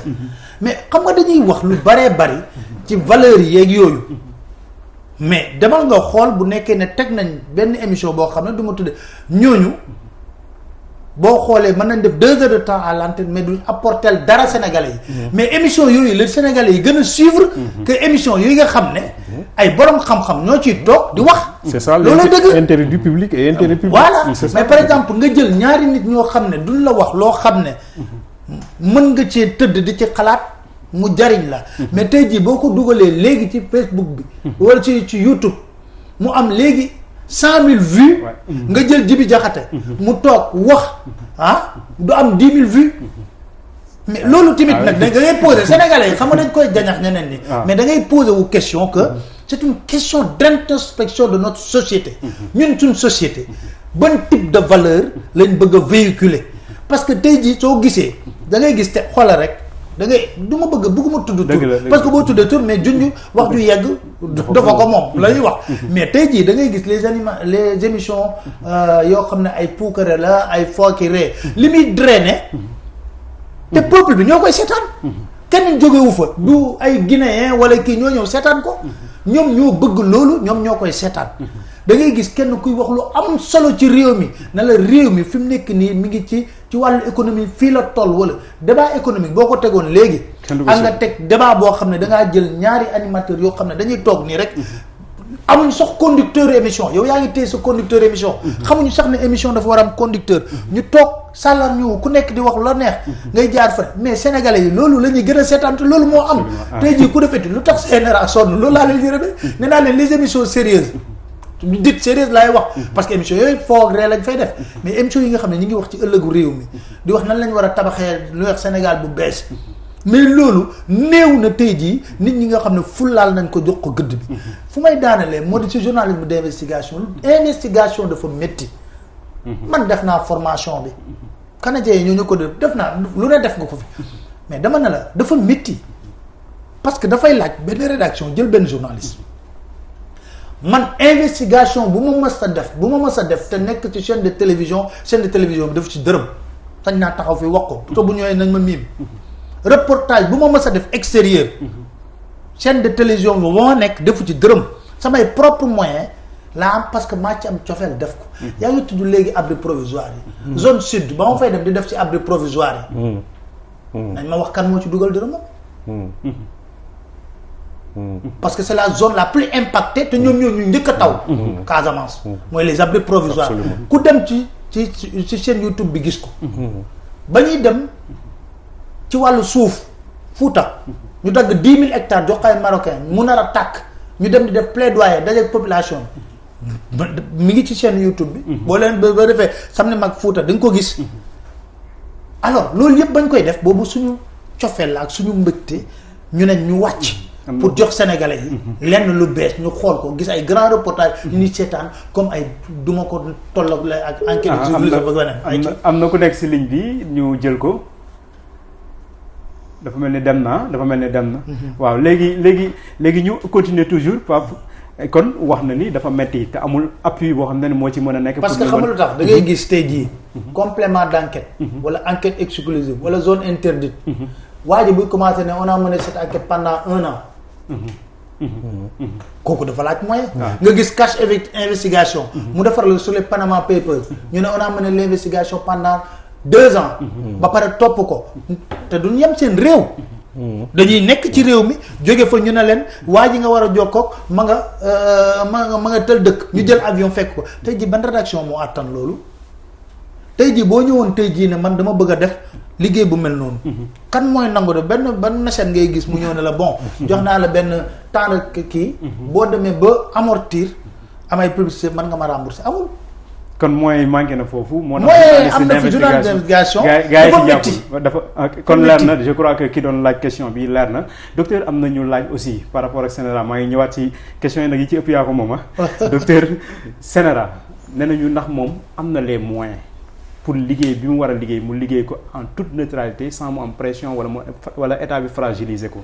beneen bi am na lu Pape laaj sànq mooy dafa mel ni demande bi. moo yóbbee presse bi ñu changer de paradigme. donc tey ban type de société la ñu am ba tax ñu pousser la presse ñu changer ligne de conduite bi ñu nekkoon pour defar pour informer juste et vrai commencer di changer les valeurs commencer di indi leneen. waaw d'abord première question bi neutralité bi ñu wax. C'est vrai que institution boo ci nekkul des fois de l'extérieur dafay xaw a compliqué. man Djibi Diakhaté nekkuma ku ñuy solal lunette ni ko fii ngay xool. man Djibi Diakhaté loolu je l'assume. du ma ku ñuy solal lunette ni ko fii ngay xool. yaa ngi dégg bu baax li may wax. donc dafay am ay principes yi nga xam ni ci lañu dox c'est vrai que pour nga am moyens yi nga soxla yépp pour agir comme ni ko organe de presse yi di amee noonu la yenn institutions yi amee yenn jafe-jafe yi. par exemple bu ñu nee période élection. il faut que médias yi nga xam ne médias publics lañu respecter le principe de l'égalité. médias yi nga xam ne médias privés lañu respecter le principe d'équité. médias publics yi dañ leen a imposer égalité. médias privés yi dañ leen a imposer équité. c'est-à-dire que pas forcément égalité. mais boo tegee kenn na nga teg ñeneen ñi. yaa xam nag ni nga koy organiser yu demee noonu. il faut veiller à ça mais surtout travailler en amont ci sensibilisation beeg formation bi. loolu dañ koy def surtout avant élection yi. bon maintenant ci li nga xam ne moom moo mujj xew bu ma bëgg a prononcer wu yenn saa yi ci ay événements yoo xam ne dañu récent. parce que dafay indiwaat yeneen coow. mais des fois am na ku wax léegi animateur yenn saa yi aussi dañuy wax ay chroniqueur. yenn saa yi ñu nekk di def ay yenn commentaires yoo xam ni. dafay brûler. te gars yi duñ ci def attention. da nga ci attirer seen attention par un avertissement ñu lànk. daan ni defuñu ko. yooyu tamit nag gars yi duñ ko fësal. li ñuy fësal mooy coupure signal bi rek. dafay am souvent lu koy jiitu. te duñu fësal tamit nag ni gars yi dañuy ñëw foofu. loolu kenn du ko wax. bon bref waruma wax loolu. mais disons simplement que amul ku ñuy man kenn du ma solal lunette bu may xool. mais li nga xam ni moom mooy principe bi rek mooy nañu góorgóorlu ba ci côté yëpp moo xam ni ci côté pouvoir bi la nekk wala ci côté opposition bi. que lépp lu ñu def ko dans les règles de l'art. gis nga ab dëkk opposition dafa war a nekk te dafa war a dëgër. bu fa amul musiba am. gis xam nga looloo tax quelque part tamit day dem ba bu ñu deful nànk un régime en place bu jàppee ni opposition dama lay war a éliminer boo moytul façon opposition biy juddu du ko mën a contrôler. et c'est ça le problème aussi des fois. xam nga dafa am ñoo xam ni dañu am ay compte bancaire yu ñuy bëgg a gérer yu demee noonu mais dafa am ñoo xam ni amuñu compte bancaire dara donc ñooñu ils sortent du néant pour nga gérer leen dafay xaw a compliqué. donc il faut laisser l'opposition fonctionner convenablement mu am un débat mais sur des questions yi nga xam ni c'est des questions d'intérêt public wax nañu éducation école am na ay abri yoo xam ni abri yu baaxul mais il faut pas être frileux wax nañ ni système de santé yu baaxul kii professeur Seydi bi mu demee wax ko jot na fee xaw na fee am ay jafe-jafe il faut que ñu gën a moins frileux di accepter la critique elle est constructive parce que nit ki moom Montesquieu daf koy wax nee na ku jot ndomba tànk bu xalaatul dara ni nekk na ci wetam boo moytuwul mu xaabaabal il faut que nit ñi di fàttaliku ni ay doomu aadama rek lañu je crois que li xew Tchad avec le décès de Idriss Déby ñi ngi ci doon wax léegi mën ak bàyyi àlle war na fàttali ku nekk ne ak loo mënti am doole yàlla rek moom moo am doole loolu c'est très important donc ñu accepter le jeu contradictoire des partis. ma jël ki si ligne bi am na ku nekk si ligne bi docteur Bal maa ngi ñëwaat mbokk mi salaamaaleykum. aleykum salaam. tur bi ak fan nga ñuy woowee. Pape lu ngeen def. ñu ngi si jàmm ñu ngi lay dalal bu baax. dafa mel ni dem na ñu koy ñaan mu ñëwaat donc docteur yaa ngi woon ci point bu am solo. waaw donc loolu laa doon wax ñu accepter loolu. mais dafa am Aziz Diop. dafa laaj lu am solo dafa ni ndax réew mi waruñu koo defar ndax valeur yi yëpp dafa dem loolu moom dafa man ak Baye Allé yàgg nañu wax ci ay débat la question des valeurs bi ñu ko fiy wax nit ñi dañ doon wax ni waaye ñii ban planète lañ jógee te yàlla xam na ni yàgg nañ ci ay plateau di wax ni attention sur les valeurs alors loolu man li may gën a renvoyer waat mooy suñu politique culturelle mais franchement suñu dëkk yi bu ñu nee culture man pour man dañu comprendre luy culture ba léegi mais culture dafa yaatu dama lay jox benn exemple rek ci gestion Covid bi boo ko xoolee ni ñu ko gérer yépp dañu jiital ministère de la santé ak ministère de l'intérieur ñii ñooy wax def leen la ñii ñooy dóor alors que gestion yu mel nii culture moo waroon a jiitu ak communication yaa ngi dégg nga dem culture boo déggee fii culture mooy boo demee ci waaso yi nekk ci réew mi yëpp bédik jaxanke soose joola et cetera ku ci nekk dafa am làkk boo xam ne moom ngay wax ak moom mu comprendre mbir mi lan la def ko yëfu boppam boobaa dootaa soxla sax ni leen dem leen tëddi par force 9h doon leen tëddi par force 20h nit ñi nañ ko jëlal seen bopp mais dafay fekk nga jiital ña nga war a jiital une gestion intelligente loolu dafa waroon fekk nag nga am politique culturelle bu wóor parce que politique culturelle moo ñuy delloowaat ci ay valeurs am na ko nekk si ligne bi mbokk mi ñu jël ko salaamaaleykum. waaleykum salaam wa rahmatulah. Serigne tur bi ak fan nga ñuy woowee. Ndiasse Diouf. Ndiasse Diouf waaw ñu ngi lay nuyu di la dalal bu baax a baax. ñu ngi delloo ziar bu baax Ndiasse. nangul rek. kon jox naa ko sama invité yi ñoom ñu jox leen ziar bi. ñu ngi nuyu suñu soppe yi nga invité. muy Pape Allé ak Hadj Djibi. jërëjëf sëñ Gall. ñu ngi leen di nuyu bu baax a baax. ak Hadj Pape Allé. ñun maa moom mii ñëw ajandoo Makka. gis nga Pape. waaw. bu ñu demee ba kilifa. di méngale journaliste. ak nitu yàlla. dëgg la. nga xam ni kon rôle journaliste tuutiwul. dëgg la. parce que dafay dellu ci rek xayrukum man ta'allama al-Qur'an wa 'allamahu. li nga xam te gëstu ko. te jàpp ni yow rek moomoo ko. ndax maam Cheikh daf daan wax ne. ci benn ministre bu ñu dénkoon communication. xaw ma naka di fafu na. mu koy wax ni ko ministre bi ñu la dénk dafa tuuti. mu koy tooñ naan ko Cheikh ministère bi ñu la dénk mu ne ko ministère du tuuti ministre mooy tuuti. c'est important. waaye maam Cheikh wax ko ñaari baat. ne ko kaddu bi nga xam ne yaay borom. boo ko yóbboo ca mbooloo ma yàq. waaye kaddu bi nga xam ne moom moo ko mbooloo mee ko moom. nee na boo ko téyee rek yàq. te dafa bëri ñuy téye kaddu mbooloo ndax intérêt personnel. xam nga defe naa góor gi am na seede bu mu wax ci Pape Allé. lu mu ca teg kuy wax nag te sa po kuy wax ndax sa pos nag yaa xam. kon la góor ga waxoon ne journaliste bu dëgër ko fit avocat bu ragalul yàlla kon da ngay yëg ni éthique dugg na déontologie dugg na. dëgg la. ndekete dafa war a dëgër fit waaye dëgër fit gi dafay tegu ci ragal yàlla. xam nga lu tax ma koy wax lan la ñuy wax politique xam nga dañuy wax politique wax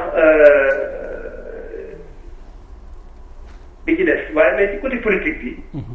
dañuy wax ne c'est aider la cité mais kan moo gën a mën a dimbali cité bi ku dul journaliste ci wax ñu lu waxu xam nga boo jàngee way jaakum façon bi na bayin fatabayyanu dëgg la. dama déglu benn bis déri di def ci benn investigation koo xam ne dafa rey jabar ji déri xam na ko mais am na lu ko métier bi mayagul mais waa ji ne ko vous croyez que l'homme qui est devant vous a tué sa femme mu ne ko mon métier ne me fait pas croire mais de chercher à savoir. dëgg la. mais journaliste dañ ko wax mu gëstu ñu li ñu war a moom te jotewuñ ca. bu ko jotee mu dellu si nag ci li ñoo tuddee l'art de gérer la cité. naka la war a mën a def ba jàllale nag li nga xam ne nit ñi dinañ ko dégg te du gaañ te moom it du ci ñàkk dignité. da ngay jékki-jékki gis journaliste boo xam ne ay jamono Pape Alé dañ koy faam. mën na bind livre mën na xeex lu ne ba ñëpp kontaan ci moom. mais jamono day jot rek nga naan xanaa kii du ka woon. mu soppeeku. mais gox du soppiku. dëgg la wallaay sëñ Babacar loolu la wax. yow ki nga xam ne dañ la teg pour nga nekk yow. lan nañu nit ñi. war a dox sa diggante yow ak pëp nga maanaam pël.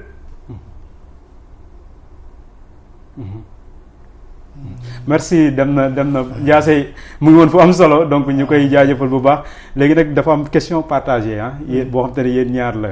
docteur la ko njëkk a laaj dañu fekkee journaliste bi wala organe de presse bi dem na ba nekk organe bu corrompu ban impact la mën a def ci société bi donc kooku mooy benn partie bi beneen partie bi mu wax ni médias yi aussi lu muy def ci discours religieux yi médias yi dañ koy traité. donc ñoom nan la ñu war a traiter un discours religieux. am na aussi ku tudd kooku ki ko laaj mooy El Hadj Rawane Diop Adama Diop mu ngi Yoff moom aussi mu ngi laajte ni lan moo tax homme d'état yi bëgguñu journaliste bu am valeur lan moo tax journaliste bu am valeur rek da nga leen déranger donc loolu aussi defe naa yéen ñaar yëpp mën ngeen ci apporter ay réponses donc ma jox leen benn après ngeen doog a répondre parce que temps bi li ci des bareetul. donc kii itam dafa laaj ni journalistes yi dañuy de nos jours tout le monde se déclare journaliste quelle est la responsabilité des journalistes dans l'assainissement de leur corporation. donc loolu indoon naa ci ay leeral ci wàllu code de la presse bi. waaw code de la presse bi xam nga affaire u état la. parce que état buñ ko tabaxee ba pare. assemblée nationale lañ ko yóbbu. président yow ko ñu ratifié ko ñu appliqué code de la presse bi léegi ñu assainir presse bi. loolu yomb na. bu nekkee ne y a une volonté. du pouvoir politique. qui est là rek. le problème est résolu. beneen mbir bi. mooy li mu wax ci. am na benn question bu mu wax ci lu tax homme d'état. xam nga par essence un journaliste. dafa nekk en conflit avec tous les pouvoirs organisés. par essence maanaam pouvoir organisé mooy pouvoir yëpp nga xam ne dañuy mën a làqatu mu nekk pouvoir économique peut-être pouvoir religieux peut-être pouvoir politique. mais ni ñuy organiser wu ni ñuy bindoo ñooñu dafay mel ni dafa am lu ñuy làq. pouvoir économique. kon journaliste bi buy nekk di la mission nekk ak pouvoir économique bi en parfaite intelligence. pour mu mën a def liggéeyam ba mu leer maanaam tey jii su ma ne pouvoir économique bi. mooy ñenn ñi nga xam ne am ay sociétés yu mag. duñ fay impôt. duñ fay lépp. bu nekk ne journaliste bi dafa jaxasoog moom. yenn information yu bàyyeeku te ñu mën ko xam du ko mën a wasaare. parce que tënk nañ ko. loolu tax dañ lay wax ne un journaliste buy dem di def ay enquête wala def di investigation wala di traité sax par essence dafa war a nekk en conflit permanent conflit bi nag du xeex wala kii de mooy conflit mooy nga ñaaw njort ci lu nekk un conflit permanent avec tous les pouvoirs organisés. Sur le traitement des joueurs pour may kii tontu le discours religieux xam nga man dafa am loo xam ne man dama ko gëm xam nga journaliste mënul xam lépp. tey jii su ma soxla woon dara war koo mën a xam ci pouvoir discours religieux bi traitement bi ma ci war moo di nga jëli ku am xam-xam bu wér ci li nga fas yéene faram fàcce teg ko ci kaw table bi nga di ko laaj mu di la tontu wante yow munoo nekk rek parce que journaliste ñu wax discours religieux xamoo yow ni ngay heurter keneen heurter bi mooy mu mel ni yow booy wax xam nga tey jii boo demoon Tiwaawan bëgg faa toog di wax am wax fa dëgg neex yàlla falaa budd am na ñoo xam ne ñoo la ko gën a yooyu gën la xam li ngay wax kon ñooñu da nga leen war a jëli bokk man de li ma dem ci ay gàmmu yëpp traitement pouvoir de comme ma dem dama lay jox misaal gis nga suñ dañ dem man par exemple ba ma nekkee ci 2S ñu war a dem équipe yóbbu équipe bi ñu ne dañuy dem Touba xam nga pour bañ a heurter benn sensibilité xam nga nan laa doon def te boobu dañ doon dem damay woo ku nekk ci comité scientifique bu yor màggal gi ñu toog waxtaan ma ne ko lan mooy thème mu màggal bi ngeen jël ren mu ne ma lii ma ne ko thème bi lan mooy sous-thème mu ne ma lii ak lii ak yi ma noté yëpp ma ne ko sous-thème bii kan ngeen ci yaakaar na yéen moom bu toogee dana ci mën a wax lu leer ñu ne ma diw ma noté lan mooy numéro téléphone am ma noté wàccoon ak ñoom parce que damay woo après kooku ne ko commission scientifique wala commission scientifique ñoo koy booleeg man sax ne ma war nga def ak plateau tel fan ñin fay def yëpp ñu doxalee noonu comme ni ngeen doxalee seen commission universitaire Ramadan nga xam ne da ngay pragmatique nga xam ne man Pape Alé du ma yelloo moom lu dul sous thème bi ma koy poser question moom mu leeral loolu mooy le traitement bi nga xam ne moom la ñu war a def ci yenn manifestation religieuse discours religieux bi nag am na sens am na sensibilité boo xam ne tamit boo koy traité war nga ci parce que Sénégal lañ mooñee noonu xam nga moom laa doon wax sànq léegi bu ñu toogee ci dafay mel ni sax ne li may wax rek dafay mel ni ne jaamu yàlla ci benn weer la parce que télé yi bu ñuy accorder importance li nga xam ne moo di diine rek te sax ci weeru koor la te defe naa bu ñu ne suba la korité wala ginnaaw suba rek boo taataanee ci sa rajo yi nga dégg ñu wax la soirée dansante yi war a am yëpp jour korité soirée dansante yëpp ñu wax la ko yu war a am ci bésu korité bi wala laa namee korité kon may wax ne gis nga loolu tamit CNRA c'est vrai def na ci liggéey bu artu bu am solo artu bu am solo def na ko ci nag génn na communiqué ne daaw lu fi xewoon bugguñu ko ren te télé yi nañu jël seen responsabilité parce que tamit nag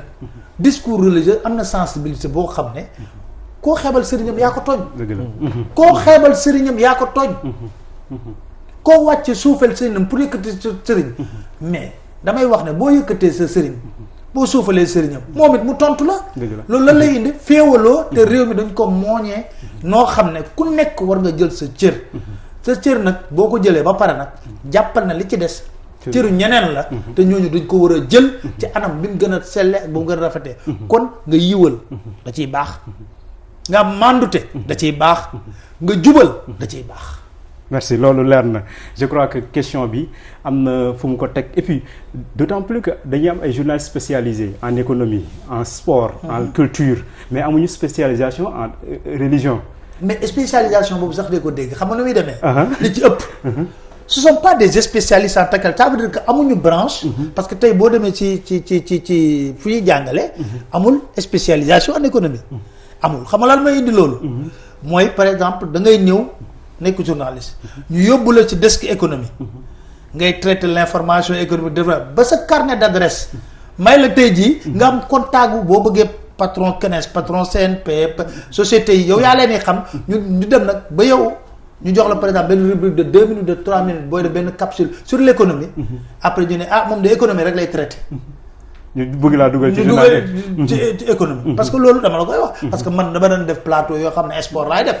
te politique lañ ma gën a xamee peut-être mais def naa plateau sport n fois culture n fois donc pour vous dire que loolu yëpp dañuy wax rek mais amul benn spécialisation booy jàngee ci école bi bu lay mën a jox loolu. amul tronc commun rek la ñuy jàngale. kon jeex na ñu dem ci docteur moom itam li ñu laajoon ci organe boobu tamit dafa far wala dafa corrompu impact bi mu mën a def ci penc bi. waaw d'abord balaa muy def impact ci penc mi impact ña fa nekk ci ñoom ci seen wàllu bopp ba pare. xam nga nit ki dafay am problème conscience aussi. c'est-à-dire que yenn saa yi ñu def loolu loo xam ne boo ci paree. yow ci sa wàllu bopp doo am jàmm yow ak sa bopp. d'abord impact boobu lay njëkk a am ci yow. bu weesoo loolu nag mu ñëw impact ci pénc bi parce que mën na nekk loo xam ni dafay yàq gis nga yenn saa yi dañuy foog ni nga far ak nit di ko wax ni li ngay def yëpp baax na yaa ngi koy arrangé yaa ngi koy yàqal en fait parce que bu fekkee ne am na loo xam ni doxul wax ko ni ko lii doxul yow loolu mooy ànd ak moom parce que loolu mooy indi mu rectifier nga contre nit tamit nag di wax ni toujours li mu def baaxul di pousser nit ñi ni leen dem leen ngeen xeex ak moom loolu aussi c'est pas bon c'est-à-dire que li nga xam ni moom mooy li war mooy naka la ñu mën a def ba li ñuy wax yëpp ñu teg ko ci dëgg te mu jublu ci defar penc. jeex na loolu li ñu des après ay détails la. nit ki nag mën na juum ay nit lañu mën nañ juum mais buñ juumee ñu xam ni dañoo juum de bonne foi. mais li nga xam ni moom la ñu mooñ taxawoon jóg mooy dëgg moo ma tax a jóg. te dëgg boobu may wax li jubluwaayam mooy penc mu defar. jeex na su ko dañ nekk penc moo xam ni doole boobu amu ko. le discours religieux. aussi Papa Alé wax na ko. il faut ñu def ci nànk. parce que am na ku posé léegi le problème des valeurs. dama ko doon bëgg a wax rek ne Cheikh Ahmed Tidiane Sy Al Maktoum. yàlla na ko yàlla yóbbu àjjana. nee na tumranke ma ngay tàmbalee ba nga xeebee sa bopp.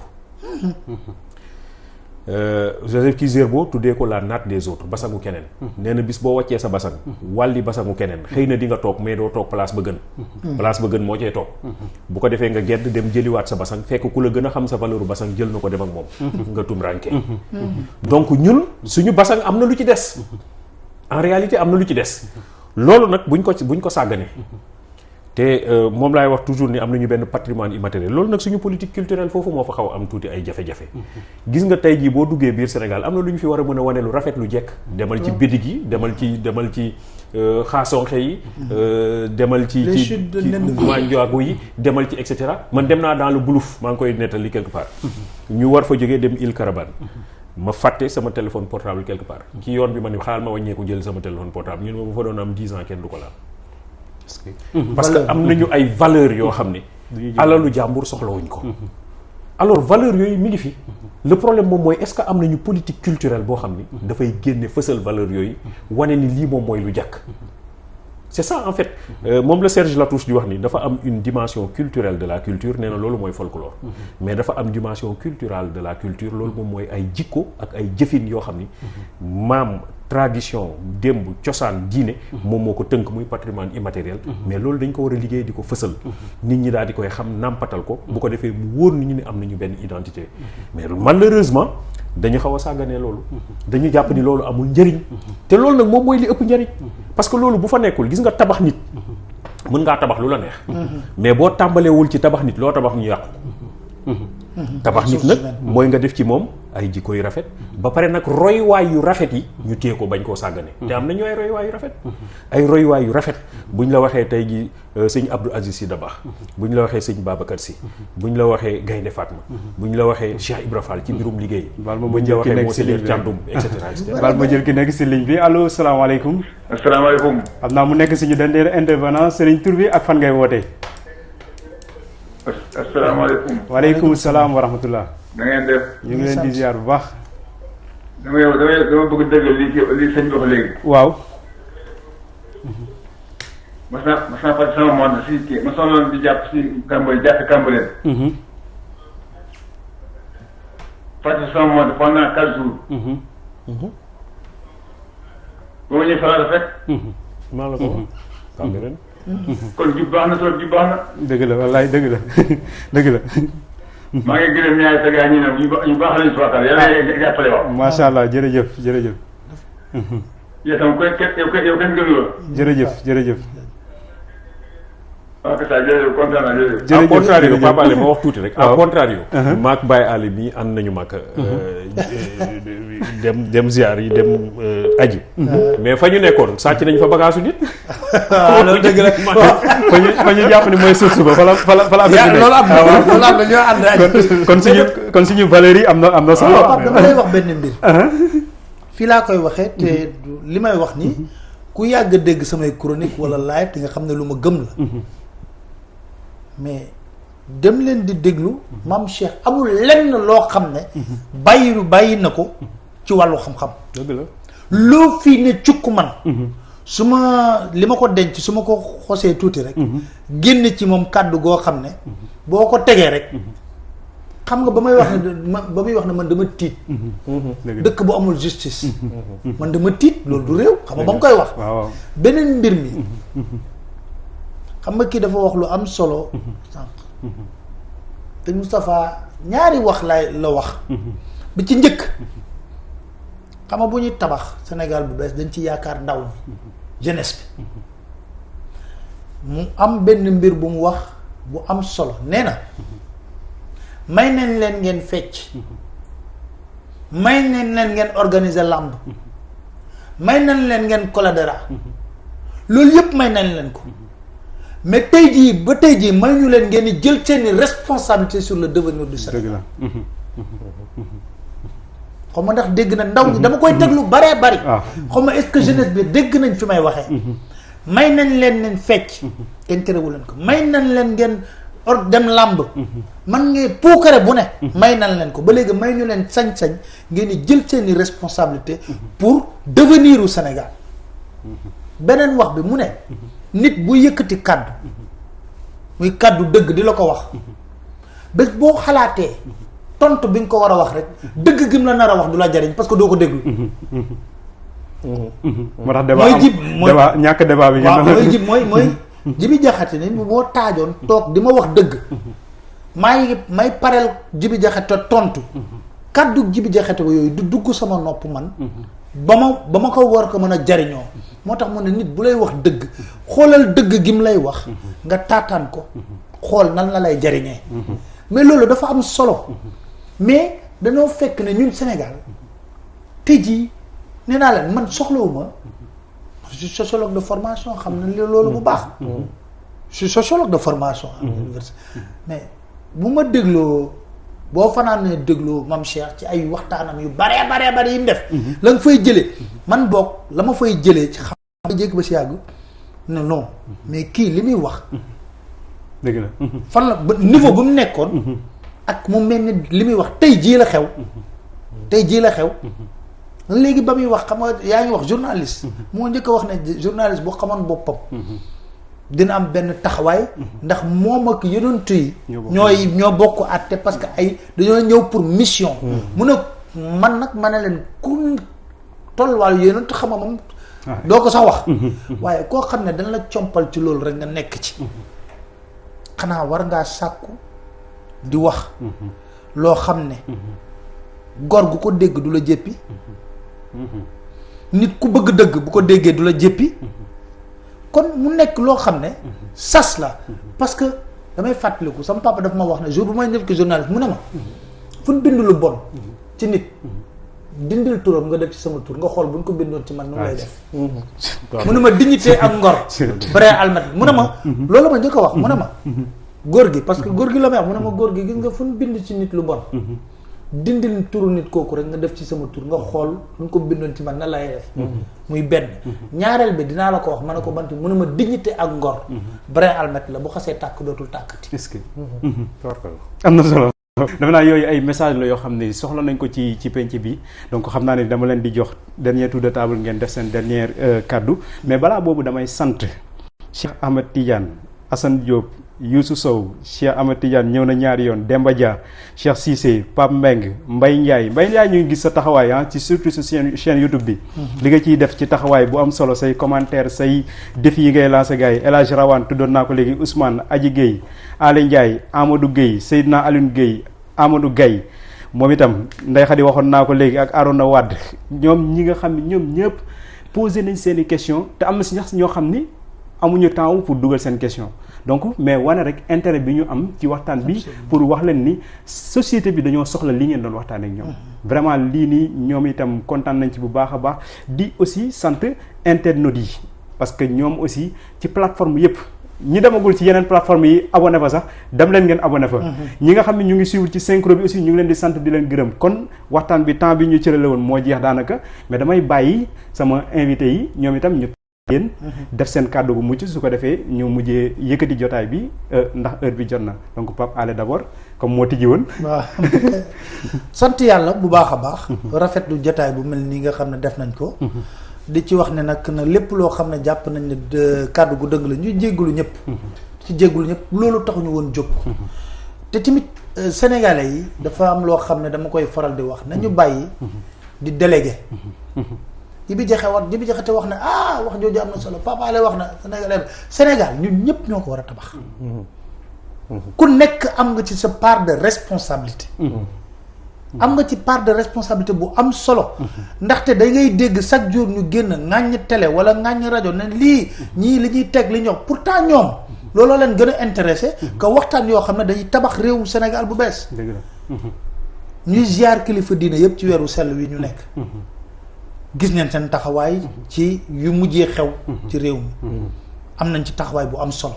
loolu mooy wane tamit ne réew mi nuñ ko mooñee c'est un pays qui est particulier dafa am nuñ ko mooñee ku nekk buñ la joxee sa wàccuwaay waaye nag bu ñëpp yemee cër am ñu gedd seen bos am na ñoo xam ne bu ñu waxee ñu déglu leen ñooñu ñi yàlla def ñuy suñu kilifa ci wàllu zaahir te ci tànneef lañ leen ko tegee ni ñuy bàyyi xel ne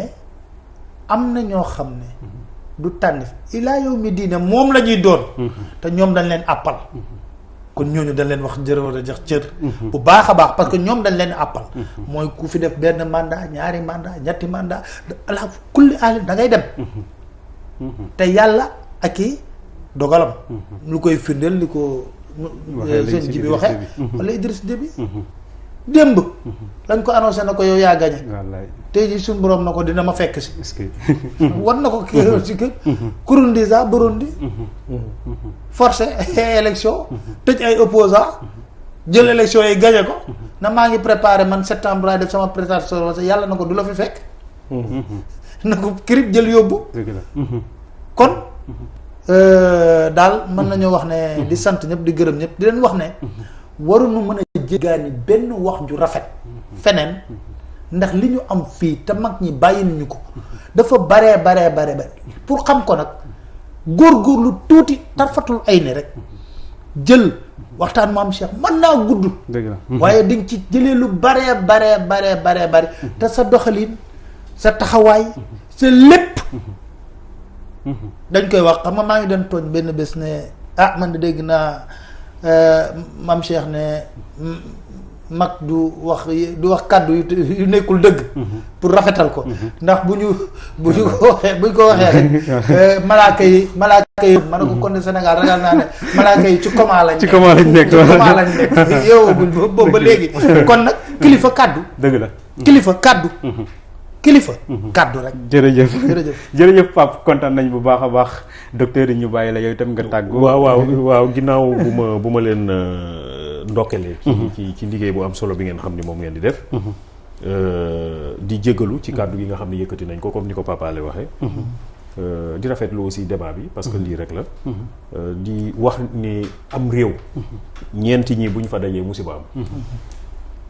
ki njëkk mooy boroom xam-xam bu maanduwul ki topp mooy boroom alal bu kàccoor ki ci topp mooy mag bu tàyyi ki mujjee mooy xale bu amul kilifa maa ngi leen di gërëm di leen sant. jërëjëf def naa message bi tënku na waaye riche na trop donc ñun itam ñu bàyyi ko xel bu baax ndax loolu mu wax dafay tabax société ñaari piliers yi ñu doon wax parce que société docteur dafa wax au début richesse bi mu am loolu nag il faut ñu bàyyi ko suñu borom moo ko defee noonu ja'alnaakum shu'uban wa qabaa'ila li ta'aarafu donc bi muy créer diversité yi créer ay peuple créer ay race créer ay ethnie pour que nit ñi duggante xamante jëflante la donc kon jëflante bi jikko yi mu wax fii moo ko war a sous-tendre te Sénégal nag am na ñu ko mat modèle pire ñoo xam ne bu ñu jàppee ci seen i enseignement je crois que ne loolu war naa mën a sotti bi ci des Pape Alé wax lu am solo ci côté média xam nga Serigne Cheikh tudd na ko jege nañu doon ay yonent waaye suñu borom dafa wax ni aussi homme de média yi dafa am lu ñu war a bàyyi xel mooy ñoom kiraaman lañ war a doon d'abord balaa kaatibiin parce que ñi ñu wax ni mooy malaaka yi nekk suñu mbagg ay journalistes lañ dañuy def compte rendu boobu jikko yu ko sous-tendre mooy kiraaman kaatibiin balaa ngay nekk bindkat defaral sa jikko ba pare. moo tax li mu wax léegi papaam wax ko mu nekk message boo xam ni waaye journaliste yi jël leen boobu ku bëgg a bindati ci nit lu ñaaw def fa sa turu papa boo ko fa defee di nga xam lan lay joxe su ko boobaa di nga xoolaat li ngay bind. bi ci des mooy bésu penc yow ma isin tu xaditu axbaaraha bis boo xam ne yow mi doon bind yow mi nekkoon ci penc mi yow dinañ la defal sa journal nga toog ñu projeté la ko ngay seetaan édition spéciale loolu nag ku ko bàyyi xel. xam ne balaa boobu di nga def transition sa biir bàmmeel ñu war laa laaj nga war a janoog sa borom defe naa ne am na taxawaay yoo xam ne war nga ko xoolaat donc jikko yi il faut ñu delloosi waat ko il faut aussi ñu xam ne liggéey baax na waaye liggéey bu ko jikko lalul jaratu ko parce que da ngay sàngoo suuf ni ñu ko waxee ci politicien bi noonu la valable ci journaliste bi da ngay sàngoo suuf tey wala ëllëg donc loolu aussi ñu bàyyi ci xel di sant ñi doon suivre ñëpp ñi nga xam ne ñoo doon topp Mourchid TV di seetaan Université du Ramadan yi di leen wax ni nii rek lay demee donc suba amaat na yeneen cours yoo xam ne moom moo war a ñëw cours bi mu ngi dellu ci jeunesse et mal de vivre quel remède donc loolu mu nekk cours boo xam ne mu ngi war a daw suba docteur Mansour Dia war ko ànd ak beneen journaliste muy Pape Djibril Fall xam naa ne suba beneen bu ala daw me lañ leen di xaaree donc di sant équipe bi nga xam ne ñoom ñoo nekkoon ci ginnaaw di sant aussi le comité scientifique bi nga xam ne ñoom ñoo préparé lii yëpp waaye jëlaat cant yi ak seen i nuyoo ak seen i ziar jébbalaat ko ki nga xam ne mooy borom di leen jox dig daje suba incha allah ci beneen plateau Université du Ramadan wasalaamaaleykum wa rahmatullahi taala wa barakatuh.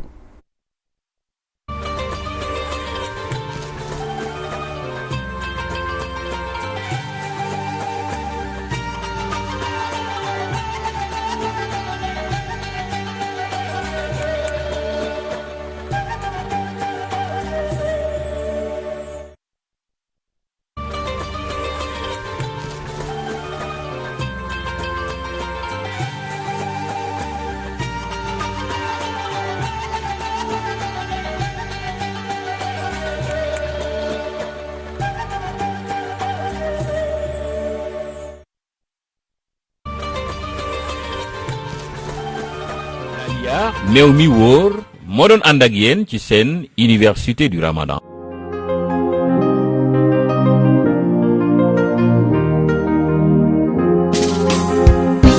Gubi moo ñu saaf teg ci bëri feeñante gubi moo ñu saaf di la jox ca warte meew Laliya dafay may doole mbégte kër gi